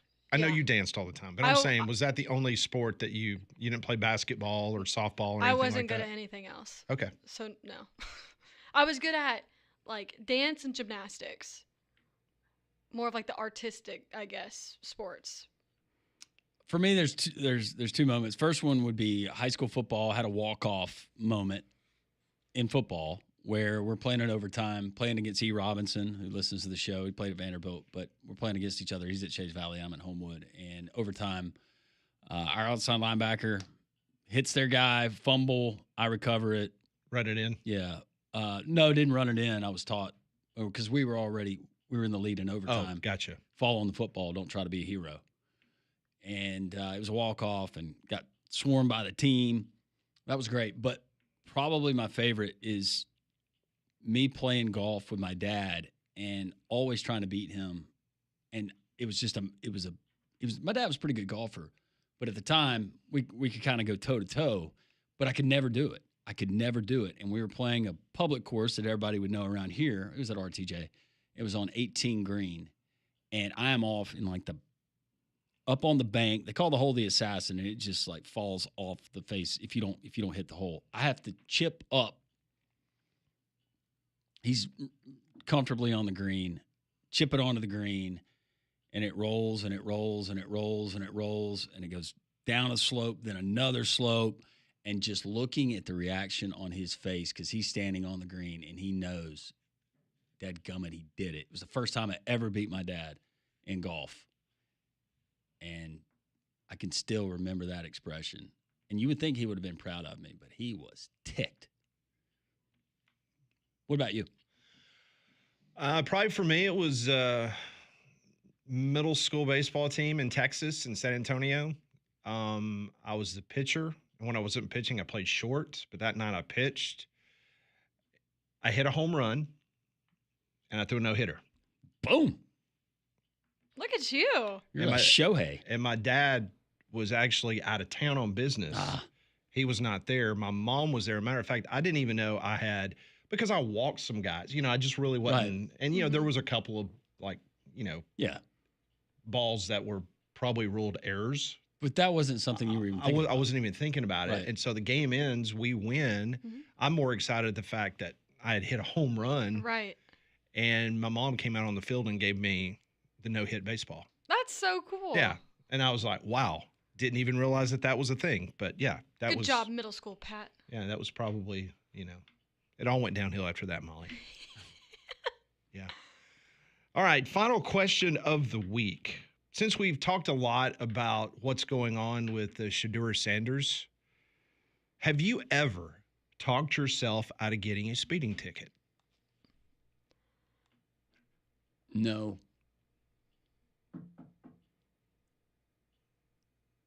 No, I've never. But you've tried. Yeah, I got pulled over. I'm trying to think. One time in college, and one time as an adult. That was in Louisiana because we were trying to make up time. We had to drive to Dallas for work. But no, my mom got pulled over when me and my older sister were in the back seat. And it was 30 miles an hour, and we're going down a hill, and I'm not kidding you. She was going 34 or 35, and guy pulls her over. Me and my older sister are laughing in the back seat while the cop, and we're convinced, but we're trying to muzzle our laugh, and we're convinced that he thought that me and my sister were crying because we were so upset. So he felt bad. He did not give my mom a ticket. Nice. And she was just nice. I don't know. So I guess that was the closest of you talking yourself out. That would have been, that would have been the closest. For some reason, I got a feeling if Molly's ever been pulled over, I think she's probably been able to get out of having to get a ticket. I got pulled over. This was a couple of years ago. This was when I was working at the golf course up in Huntsville. And it was at maybe 6 in the morning because I had to go for the early shift. And I just want to make it very clear. I was going 7 over. But the problem was I was kind of by Alabama A&M and a campus police, or maybe it wasn't a campus police, but a cop got me going through A&M. And he was like, oh, what are you doing this early? Driving through. And I was like, oh, I'm on my way to the golf course. I work at the pro shop. He was like, oh, no way. Tell Barry I said hey. And then he just let me up. I didn't have to say anything. I was just, oh, yeah, sorry. I know I apologize. I was going a little fast. I'm on my way to work, just trying to get there on time. Oh, where do you work? Oh, the golf course. Oh, well, tell Barry I said hey and tell him I'll see him in a while to go play around. I was like, okay. And he left me off the That was hook. it? Yeah. I didn't say anything It wasn't else. hey, try to mind your speed or just be careful out there. He was extremely nice. Tell about Barry it. I said hello, and I'd love to continue to play free So golf. let's just be honest. It wasn't Molly that got out of the ticket. It was Barry. It was because she knew Barry. She dropped knew Barry's Barry. name. He was the golf pro. That's good. So, but have you ever been in a situation where you had to basically just use your wonderful personality to get yourself out of a ticket? The only other time I've ever gotten pulled over was my junior year of high school. When and you're I was going 91 and a 60? No, actually, I was fully stopped because I was in school traffic. I wasn't even driving. And there was a cop behind me, and apparently my tag was expired, and I had no idea. And he pulls me over in the neighborhood right next to my high school. And all my friends were like, oh, I saw you got pulled over this morning. I was like, yeah, my tags were expired. And so obviously I handed him my license, registration, all that. But again, I was 16 or 17 when this happened, and my dad owned the car that I drive. And so his name was on all the stuff, and he was like, oh, is this your dad? And I was like, oh, yeah, it's his car. He was like, oh, yeah, okay, then just tell your dad to fix your tag. And I was like, okay. That was also at 7:15 in the morning, so. Yeah. I didn't really have to do any talking out of it though. I just got lucky. Would you brush your hair if you got pulled over now? Like brush your hair before they get up there? Probably not. Check your mirror. Get your compact out. Powder my face. Hi, officer. Batting of the eyes. Well, she's apparently the best driver that we have here at Cumulus because she's Those are the only 2 times I've ever been pulled over. She's been pulled over. Mm-hmm. That's good. What about you? Oh yeah, I've tried. Yeah, and then I get ticked off, then I let my mouth get me in trouble. Yep, yeah. I can imagine that. Yeah. Like now I was fortunate to. Well, I'll tell you off the air. I'm not going to tell it on the air. You know, Wimp stole this on the air, but he used to keep. Yeah. The sign pictures of brilliant. Bear Bryant. That is brilliant. That is brilliant. That is such a great story. That's this week's Pat Ponders, brought to you by Courtesy GMC and Trustful. Visit their online inventory, courtesybirmingham.com. Conrad's out today. I've seen something bad. I'm going to tell you what it is. The worst thing I've seen is next.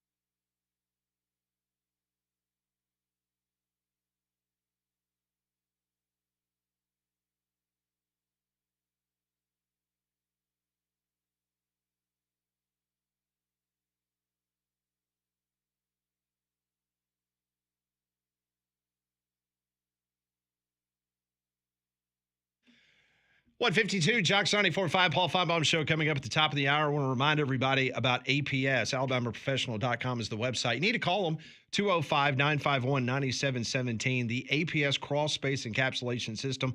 It can stop water, keep the pests out while lowering your energy costs all at the same time. The engineers at APS, they can design a custom solution for your home. So take advantage of APS's professional services. That's AlabamaProfessional.com. We see good, we see bad. I've seen something bad. This is the worst thing that I've seen.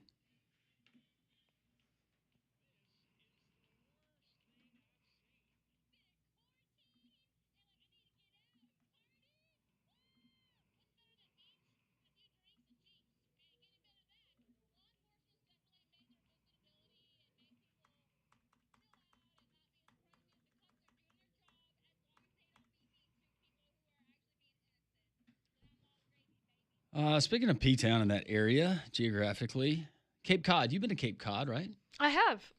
Okay. Do you remember much about your experience? I remember some lighthouses. Okay, lighthouse. And I remember going to Martha's Vineyard. What about the people that you interacted with? I was 7. Okay. Don't remember the people. Yeah, you probably don't. Yeah. Well, that brings us to this. This is very interesting, and a story that caught my eye. Nantucket health officials want to figure out when their visitors and their residents are increasing their drug usage,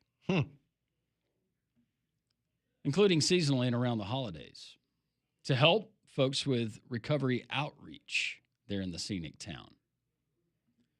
Cape Cod is going to start testing its sewage for cocaine and other drugs to find out when and how often residents are getting high. Jericho Meal, the town's human services director, said, quote, "Everyone's got a good idea of what the drug situation is, but we have very little direct measurement. When we get away from our gut to getting data, we're going to get a better picture of what's going on." Biabo, a firm that specializes in wastewater epidemiology, will start testing the island's Surfside wastewater treatment facility for drugs, also including fentanyl, opiates, methamphetamine, and nicotine later this month. The goal is to potentially team up with drug rehab centers and medical providers to help local addicts based off of those results. So they're testing the sewer to see if people are doing blow. Blow and other drugs, but I think blow is the one That's that the number one they're trying to target. Yeah. Never heard of that. Have you? No, I have not. I think that's interesting, but well, they definitely got the money up there to kind of. It feels like they have the right intent, but is this really going to help? Basically, it's just giving you the idea of how much is being used, but it's not going to detail where it's being used. Exactly. Right? Yeah. Right. I mean, it all comes through one. Correct, unless they. I don't know. Excuse me, sir. Can I have a stool sample? Are they on sewer or septic? Pretty sure it's sewer up there. That's going to do it for us. We appreciate all of your interaction all week long. Have a great, safe weekend. God is great. Paul Feinbaum, the Paul Feinbaum Show is next.